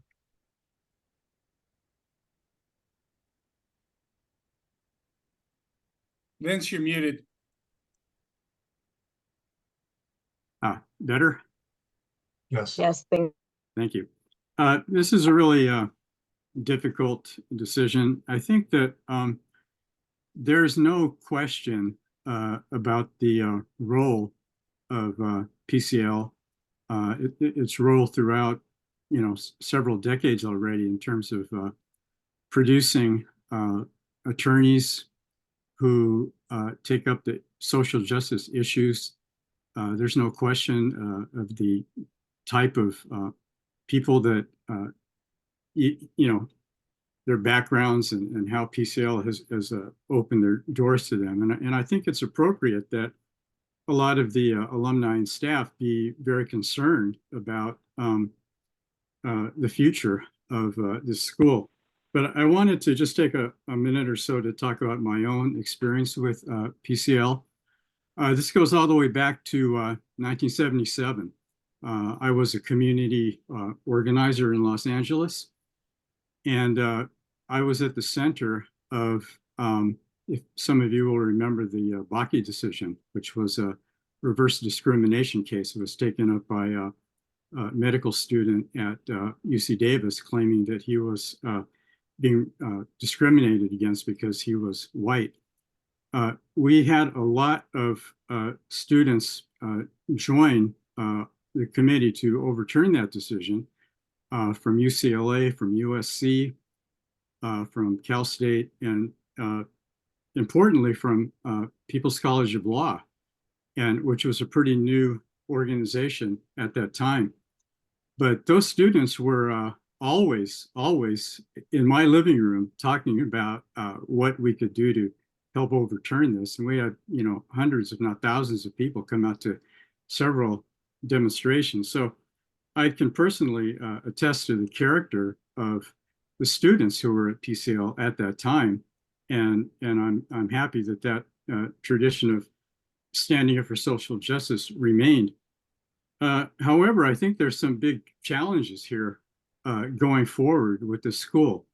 For the past year, I've been on the subcommittee of the CB that's been, looking at this. So I've seen all the reports. I've been in meetings where the former dean has talked about trying to resolve issues. And every time it's just problems that were not resolved. And as Natalie said and Jim said in their report earlier, that typically issues get addressed at the last minute, or they're not fully resolved, or they need more time. And these may look like just administrative glitches, but having been on this committee and reading all these reports, and especially the last one on the inspection, these are like really fundamental administrative problems. I certainly don't want to see the students have issues getting into other schools. And it would seem like some solution for teaching out would be necessary for these students to continue. But I also look at the role of this committee in terms of public protection. And, I think that we are protecting these students and possibly future students from a lot of problems and challenges that the current administration is taking. I mean, there's just so many mistakes and delays and things like that. And it's the role of this committee to have regulations. And I think that we've been pretty lenient up to this point in terms of giving the school the opportunity to make changes. But when you read the report closely, there's just so many things that got overlooked. There have been students that have complained, former employees that have complained.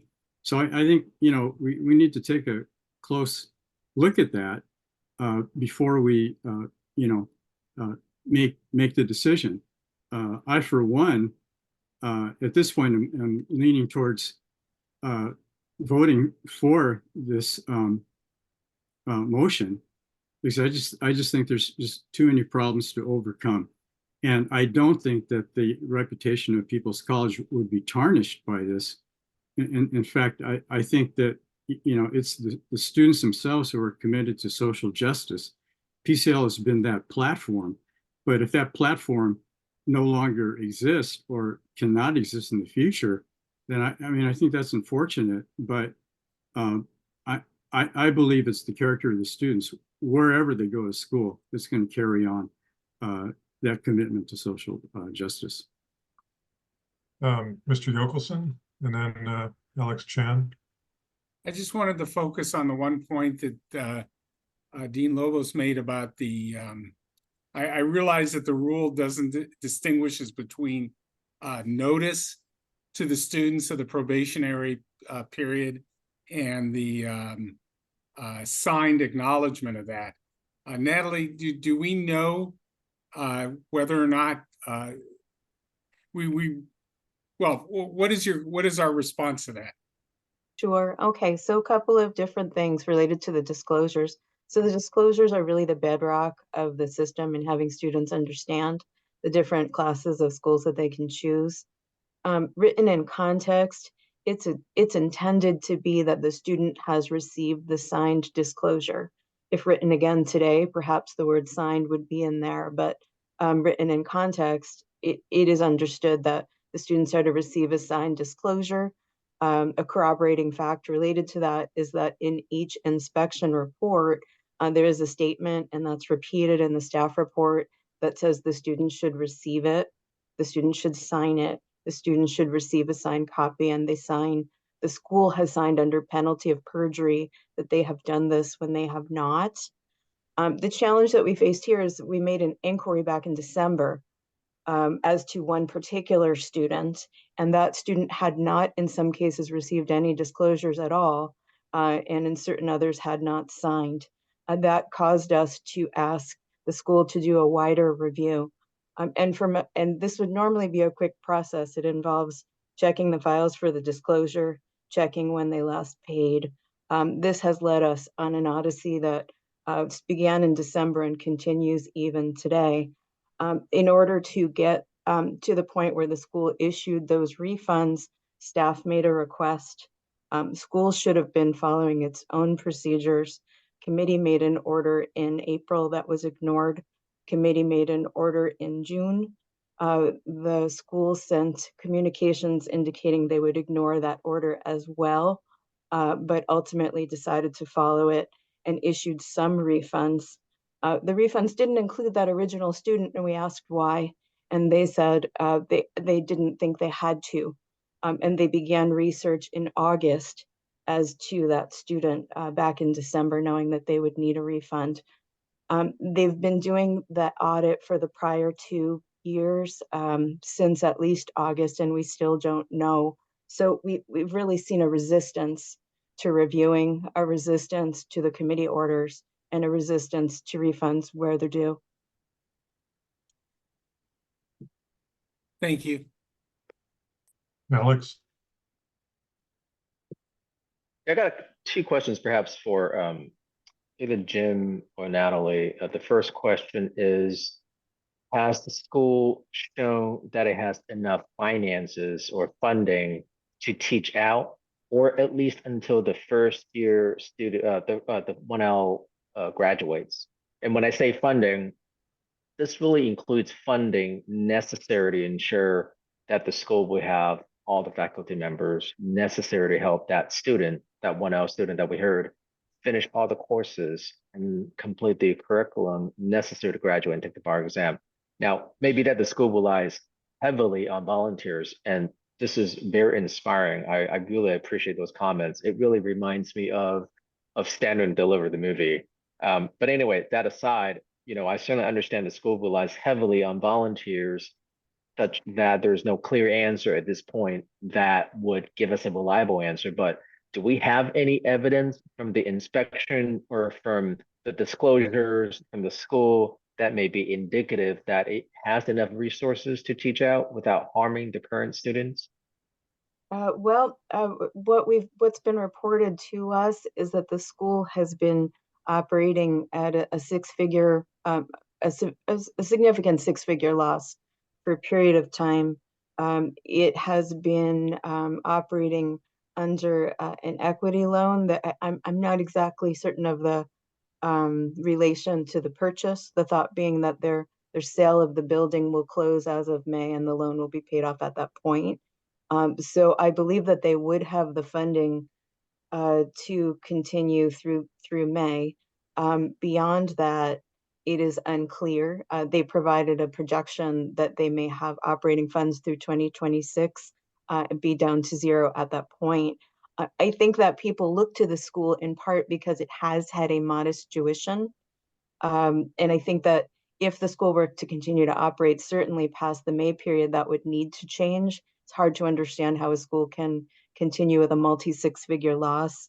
The school also indicated in its response that it may not be feasible to continue with a volunteer faculty, contractless faculty in the future that would further increase the school's expenses. So I think the affordability is certainly at risk.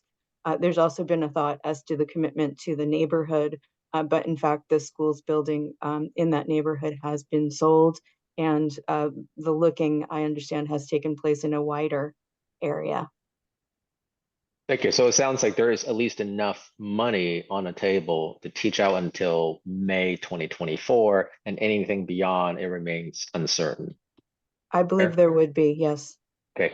Another question I have is, we have heard from Ms. Kiera, and thank you, Ms. Kiera, for giving your thoughtful insights about your current situation. And we have heard from her about the challenges in transferring to another fixed facility school, and she's not able to do that without losing some kind of schooling and moving far from her current residence. And that's on top of the additional study hours. And I think she mentioned 860 hours compared to 270. You know, on top of those additional study hours, that would be imposed on her through no fault of her own. And if that is true, that other law schools would not accept her unless she retakes certain courses, or the so-called duplication of classes, or retakes courses as a 2L and not 3L, which is her current status.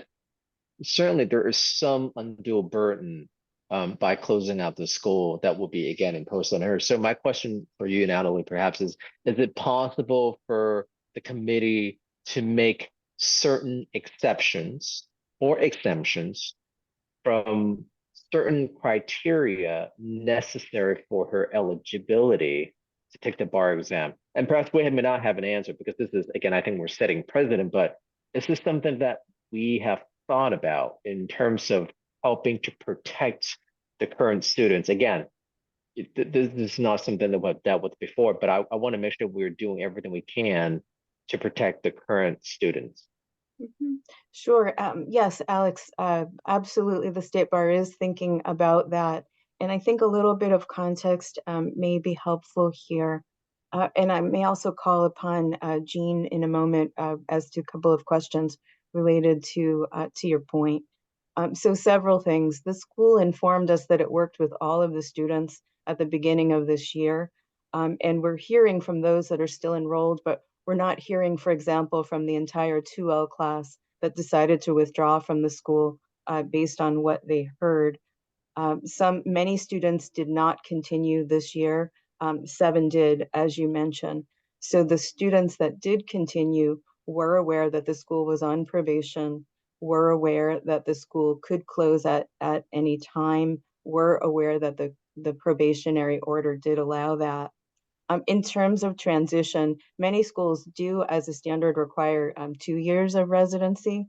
But in cases of emergency in the past, multiple schools have been able to make modified course schedules that do work for students that do wish to transfer. I'm not familiar with her particular transfer file or experience, so I can't speak to that specifically. But I know that we have seen many times on several levels, we've seen the schools that are closing provide refunds, which gives students the fees to go to another place. We have seen schools receive these students in special semesters or special quarters that might not match their typical schedule, and the committee has generally been available on the emergency basis needed to approve those to allow students to transfer. Natalie, yeah. sorry, I don't mean to interrupt, but I know we're short on time. Just the 2 4Ls that remain at PCL, their options for their credits, they can transfer, they can do 6 months of transfer credit, my understanding, if they can transfer those credits, and it is possible they can also finish their 4L year with law office study. They're under the half year at this point, so we would need to paste together the half year, and then they can continue with law office study. Yeah, so I think that was your question was about those 2 4Ls, right, Alex? Yes.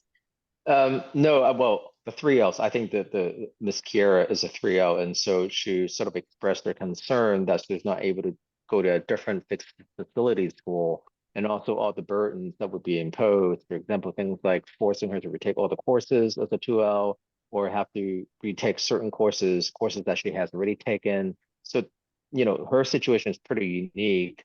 I'm just trying to think about if there are any ways in which we can help her to resolve these issues if the committee does decide to proceed with closing the school. We can certainly see what is available. I mean, what we've seen in practice, for example, is with another school transitioning this year, they had a number of 4Ls, and those 4Ls were able to be placed at another school without issue. Thank you. And finally, maybe this is more of a comment. We heard from this gentleman who is a 4L, and thank you. I'm sorry I didn't catch your name, but you know, understanding your situation as far is also very important for all the members of the committee to see where we can help you. And he made a good point that it's going to be very hard for him to transition or transfer a different school without interrupting with his current education and courses. Again, we're in December now. And it would be unduly burdensome, I think, for him to now suddenly, apply to a different school. Now, granted, he may be aware of this potential closure, but again, this is really not his fault. And really to that extent, and I appreciate one of the public commenters who says it's not about closing the school here. It's about foreclosing just another opportunity through which the underrepresented, or the underprivileged could receive or access to legal education. I mean, we all know access to legal justice is seriously in California, and we have a specific agenda, and the board is on top of that. And we have a committee on that it's really studying the ways in which how we can close that gap. And just this gap study that what the State Bar conducted a few years ago, I still remember the statistics because the numbers were so wide, where I think 55% of the Californians have experienced some legal problem, but only literally almost 70% of them had no legal assistance. And so this fact alone is just what's driving me to see what we can do to keep the school open. Now, that being said, I don't think there's an dispute between all the committee members that we don't need just any law schools, but also reliable and stable law schools, schools that will institute and maintain educational programs that will meet certain standard requirements, right? Requirements that are designed to protect both the law school students themselves and the general public. And here I heard several public commenters who said there is very little public protection here by just helping them teach out, because right now they're not allowed to enroll in additional students. And so the concern, and I agree to that, is really just what we can do to protect the current students, the 7 students that are now involved.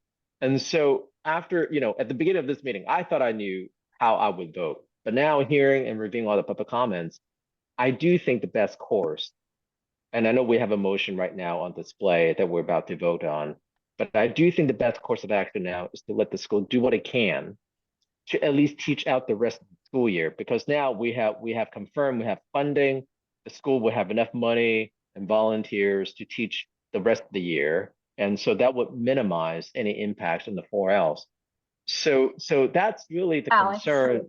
Yep, I'm here. I'm so sorry. I think if we're looking at the school's compliance, like the out in a vac, is the school compliant or not after we've had this year of probation is what the committee is looking at. The 7 students that we can work with, on our end with eligibility, looking at their credits, looking at law office study possibilities, worrying with the 7 students, I feel is like a separate issue to, is the law school compliant, has it met its terms of probation, versus what we heard 1 year ago. So I understand what you're saying, but I think we can detangle the 7 students and how we can assist them with what we're talking about the law school's compliance. I appreciate it. No, you're right. It's pretty important to separate the compliance issue and what we can do to protect the students. I appreciate that distinction. With that said, I do have a friendly amendment, and and I know Jim Efting already vote on. We already have this motion first and second, but I wanted to put something on the board for all the committees to think about and to discuss. And the amendment is literally the same as what we have here, except I would like to change the dates from December 14 to end of May.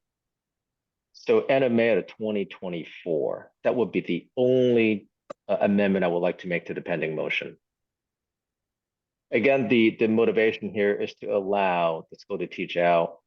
And we have heard from a lot of public commenters that they would like to do that and some closure. And I think they have done so much in the last 50 years that they do deserve this chance. Granted, I understand they don't comply, and I really hate the fact that they're not in compliance. But I do think that there is really no harm in extending that deadline from December 14 to end of May 2024. So with that proposal, I will defer to Jim whether he would accept or reject my amendments. I'm going to reject it, and I want to kind of talk about it. I believe there's a procedure where you can bring a different motion to be voted on before my motion gets voted on. And if you want to bring that different motion, I think, I don't have objections to doing that.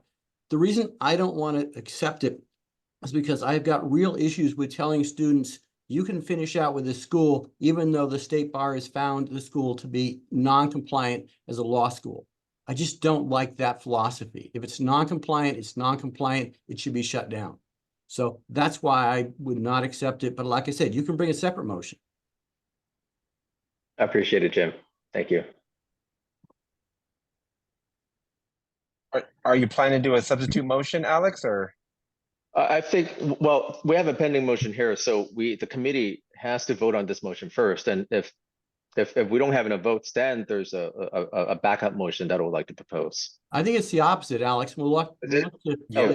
the leaders to tell us, but I think if you bring a motion, it gets heard before me.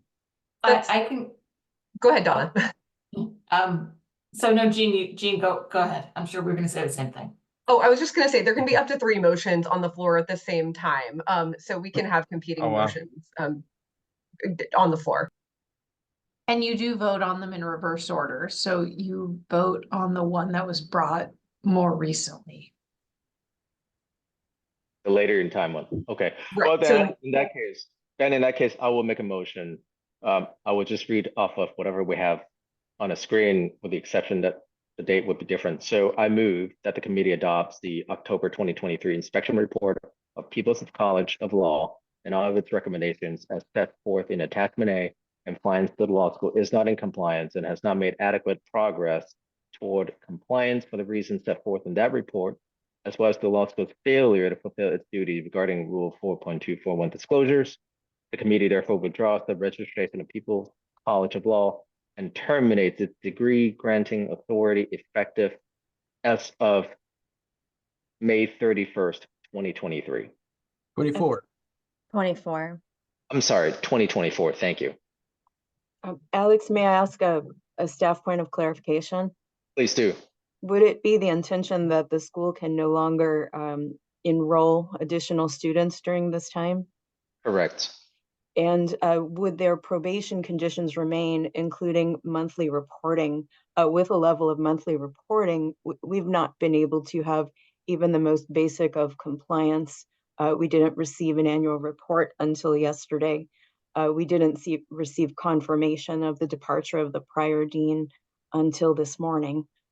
So at a very basic level, without those reports, it's very challenging and is still to know the status of what is happening at the school and the changes that have taken place. I personally think I would also ask, should there be some kind of notice to the students of this? I think it's clear enough to the school, but we want to make sure that they understand that this isn't more opportunity to come back into compliance and then live beyond May of next year. Yeah, so I can perhaps add to this motion, because this issue is not even in the previous motion about notification to all the students if and when we do vote on this motion. But sure, I agree with you. If we do vote on either motion and the motion passes, then yes, the school will have to notify all the students about the termination of its degree granting authority. The difference here is the dates.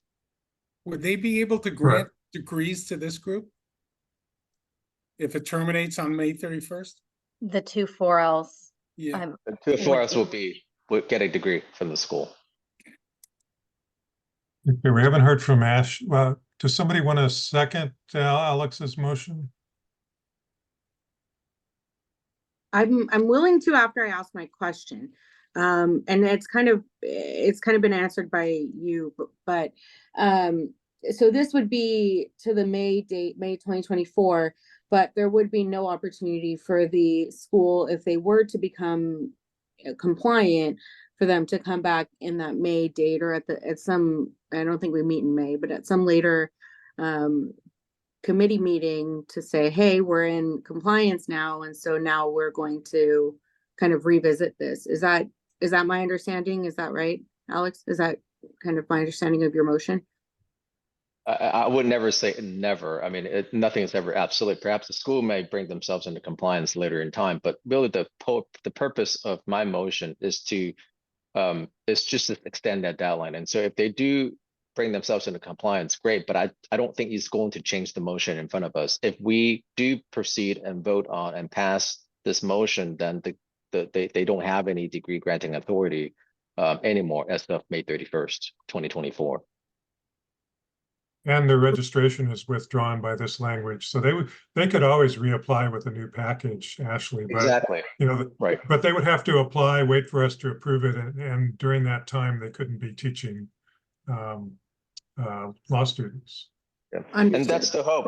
And that's really the hope. Maybe they will turn themselves around in the next 5 months, right? This is the last shot. I don't know. But right now, the focus for me is on helping the 4Ls matriculate and graduate and take the bar exam. And this motion will allow them to do that. Understood. With all of that, I'm willing to second. Okay, we have a motion and a second. Let's see, Vince, did you still want to say something else? I guess not. Your hand went No, I down. do. That was my, Ashley's question is essentially my question. Because this is a very, frustrating year trying to deal with the administration of this school. I'm kind of feeling if in the next 5 months they can get things back together, but I think this clarifies that if they do come into compliance for some reason, then they have to keep us informed and reapply for. I didn't quite understand that part. Their registration in this motion would be withdrawn. Okay. Right. But I think, But I think apply. some of what we've been saying does kind of talks against that. And that's my concern about this. I'd be willing to vote for this, but I want to make it, what we don't want to do is, they've taken a lot of time on our agenda over the last few years.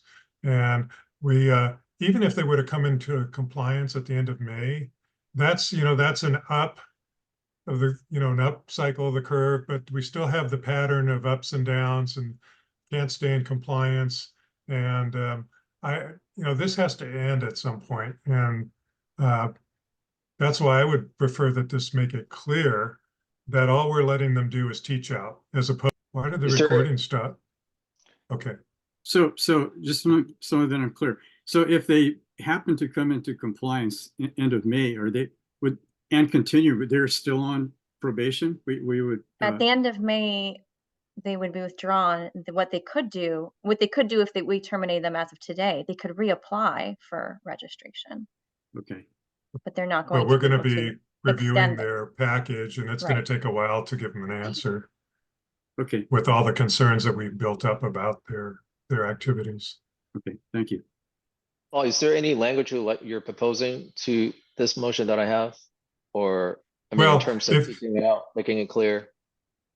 If you would withdraw the comments you made a couple of minutes ago about, well, maybe if they come back in May and they're in compliance at that point, then, then we'll see what we do. Because that I think was, was speaking in the opposite direction from what I think this language otherwise says. We're withdrawing the registration and terminating effective as of May, the end of May.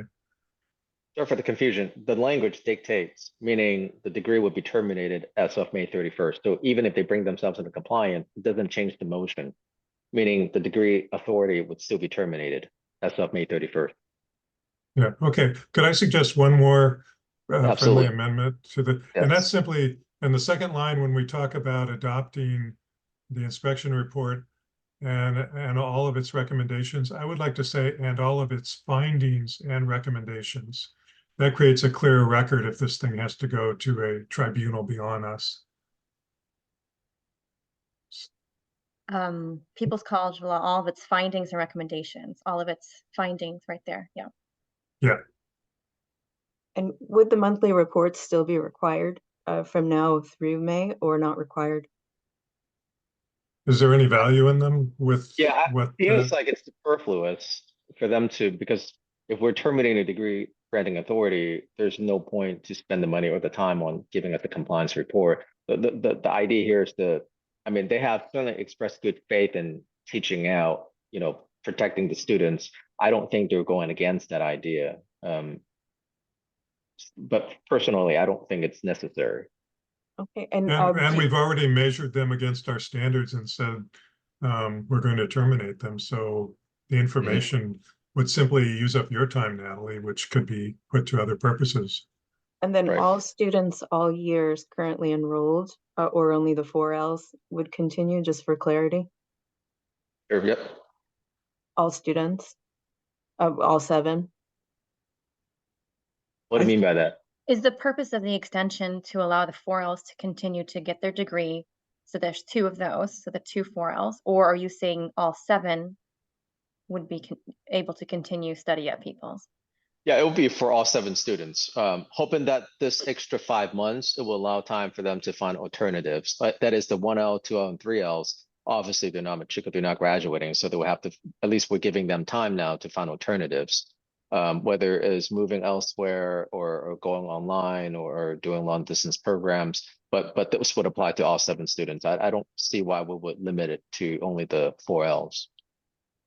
I believe all would that you- language has to be in there. This is a school that lives by technicalities. Mm-hmm. To bring a motion, the technicalities have to be in the motion.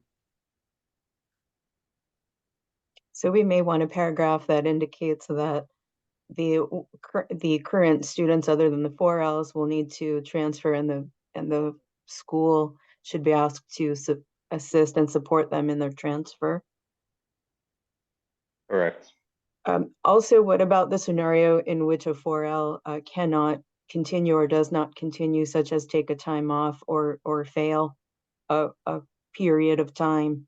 They may not graduate by that May, so I just put that out there. And so they should be aware they will need to make alternate arrangements if they do not fully complete their programs by May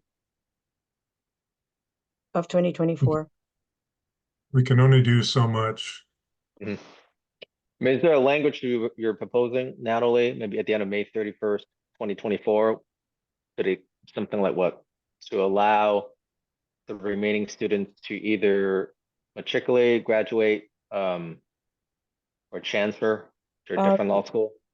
You might say any students whose study is still in process as of that date will need to transfer to other institutions, and the law school is encouraged to support the students in that transfer process.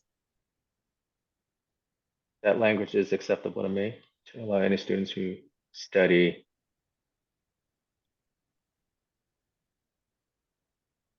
Will need to transfer to complete their JD study. They will need to transfer. Oh, wait.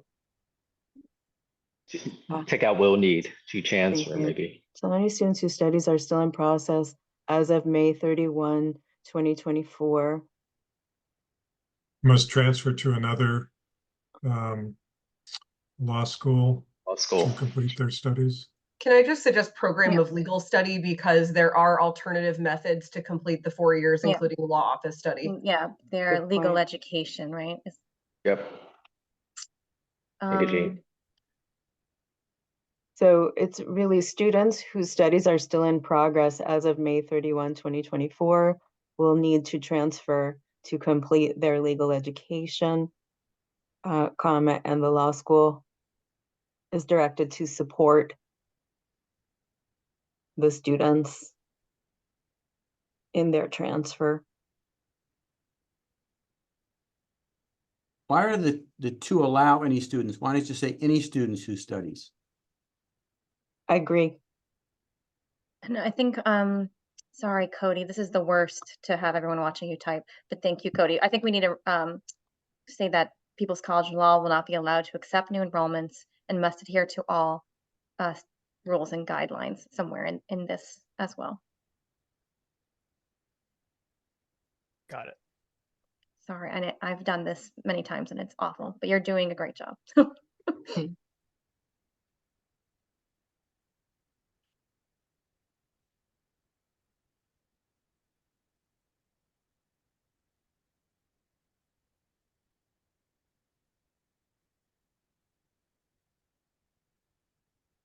And yeah, must adhere to all rules and guidelines during this time or something like that.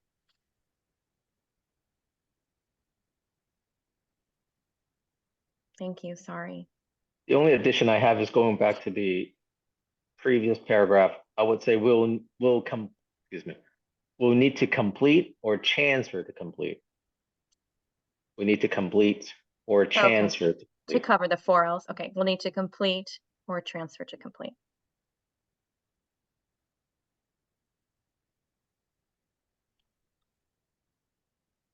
Natalie, I Audrey, think, so anything else? Alex, I think part of the point is to underscore that any study that these current students wish to take after May 31st, 2024 will be at another institution. Right. So, Well, either institution or a different form of legal study. correct. And I think by saying to complete their legal education, that that includes those that choose law office study. Right.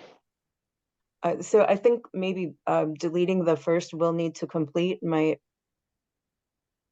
Oh, you're trying to emphasize law office study or school. Jean, do you have any comment? How about any students who have not completed 4 years of legal study as of May 31st, 2024 will be required to complete their legal study in a different, either with a different law school or through, I want to use the Business and Professions Code, but I won't. I think that makes it a little too archaic. What if we just refer to the rules? Let me pull up the rule for you, Paul.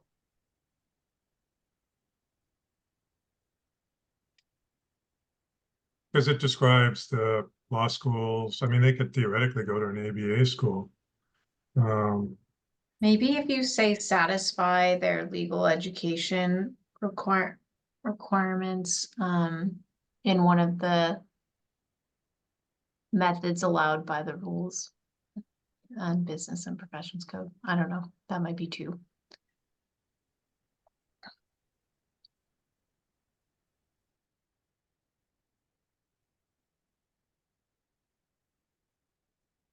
This is a roundabout way of saying that pupils can't teach them after May. But if we just said that explicitly, would that be enough information for the students? So let me ask this, because the scenario that Alex was talking about earlier was comes back and applies for registration again. They are approved. Somebody who's a 1L now, maybe could come back to Peoples as a 4L. So obviously, I don't think the committee is trying to preclude that. And so I just want to make sure this addition is needed. We have said that they have to complete or transfer. Need to complete or need to transfer to complete or otherwise complete their legal education. So I just want to make sure this additional sentence we're struggling with is necessary, but I don't think we can that we would choose to foreclose the opportunity that if Peoples does get re-registered in a couple of years, somebody who's a 1L now could return to that school. But if that happened, we could add that in the motion at that time. When we approve the registration. Yeah, if we remembered. What if we just, in the first paragraph at the end, if we terminate both its teaching and degree granting authority? Terminates its teaching and degree granting authority. Because that makes my point.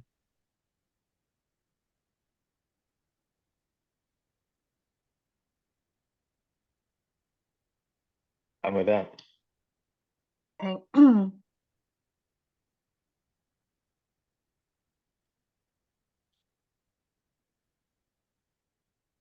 Paul, I think So that's just, your.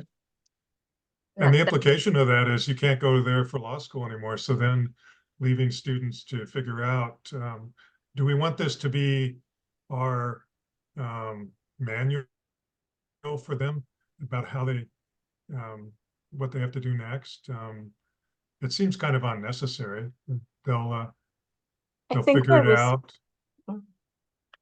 where we started was to add a statement, and it's up to the committee whether that's appropriate to say that the school would help any students who needed to transfer to do so. But maybe that is implicit. Well, if I may add, Natalie, one of the details I think was not fully underlined in the discussion about these students' ability to transfer is that since December 2022, when the school has been under probation, they've had the opportunity to engage other institutions to develop an agreement to facilitate the transfer of their students and haven't done so.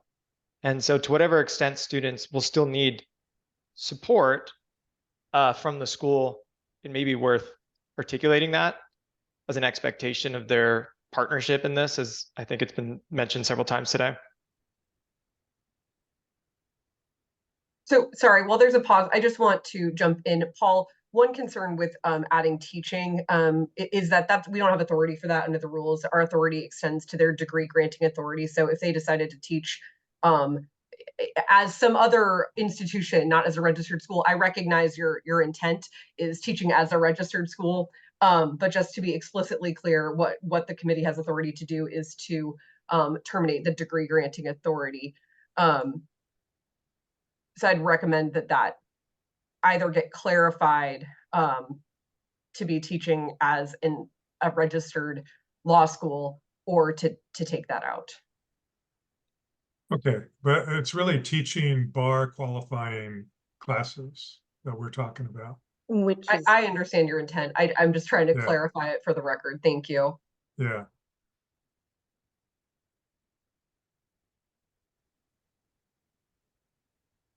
Okay, well, maybe we don't need it. I mean, there's going to be, so we can't predict all the misunderstandings and attempts to appear to be naive that are going to confront us in the future. A good thing is all the meetings are recorded. So there is no misunderstanding as far as the committee wanted. Any ads? Any more ads? Yeah, are we trending on YouTube? Is that what you're saying? We I don't are think so. actually. No, we are actually. It's all on YouTube. So Any this is other- Michael. I have a question because it sounds like we don't have any more ads, edits, or revisions. So with this motion, and I want to clarify with Alex's intent, with this motion, the intent number one is to close the law school down as of May 31, 2024. And the second intent is to help the 4L students. Does that satisfy your intent, Alex? That is the intent. Okay, But great. And it also the only it thing I also would add- helps it helps the Three- 3Ls and the 1Ls because they're going to have to go looking for a new school at a more regular point in the cycle, not over the holidays, but over the summer break. Yeah, and also this gives them time to apply to other law schools as well, because usually they start accepting applications probably right about now until February perhaps, and so this gives them more buffer room to apply to a different school, all in the middle of the current classes. And then this is Ashley, Mike. do you go ahead, Michael? Sorry, it's Michael again. I just have another question. So, and this one I think I'm maybe asking Audrey and Natalie. So with this motion on the floor right now, we satisfied the two intents of Alex. My next question is that from a staffing and state bar standpoint, does this motion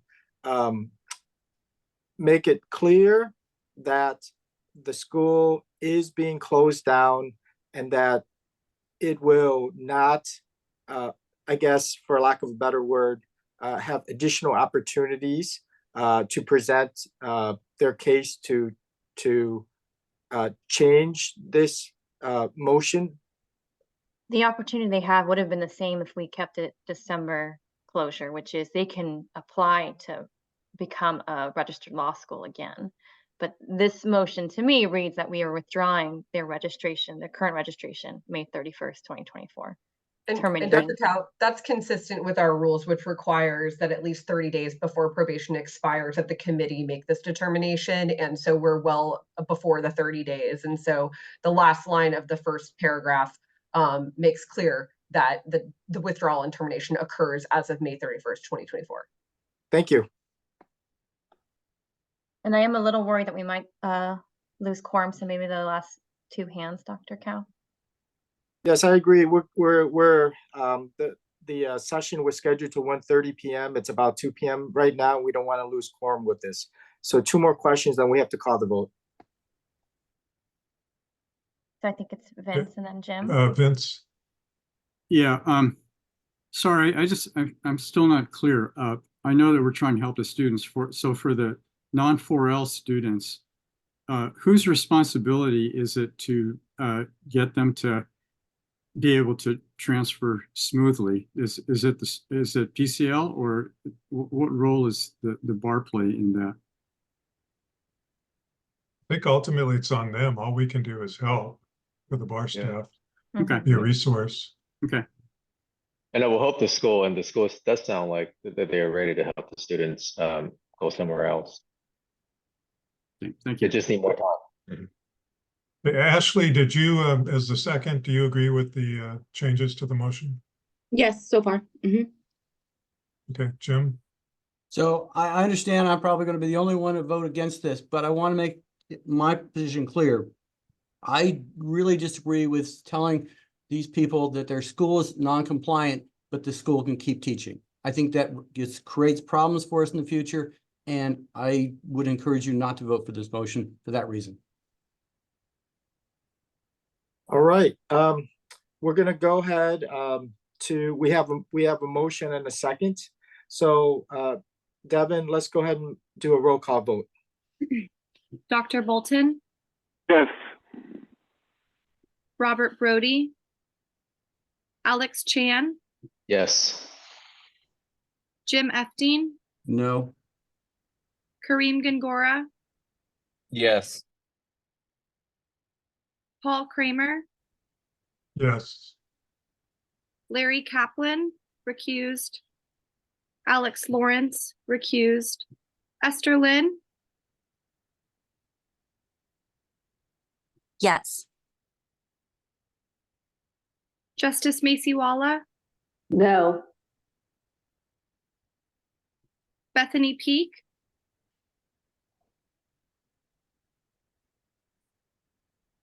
Bethany No. Peak, thank you. Ashley Silva Guzman, Yes. Judge Reyna, Vince Reyes, Vote is yes. Alan Yokelson, Yes. Dr. Cow, Yes. with 9 yeses and 3 nos, the motion passes. All right, thank you. So this concludes our meeting today for December 14th, 2023. And we will meet at a regularly scheduled meeting in January of 2025. Want to thank everyone for their time.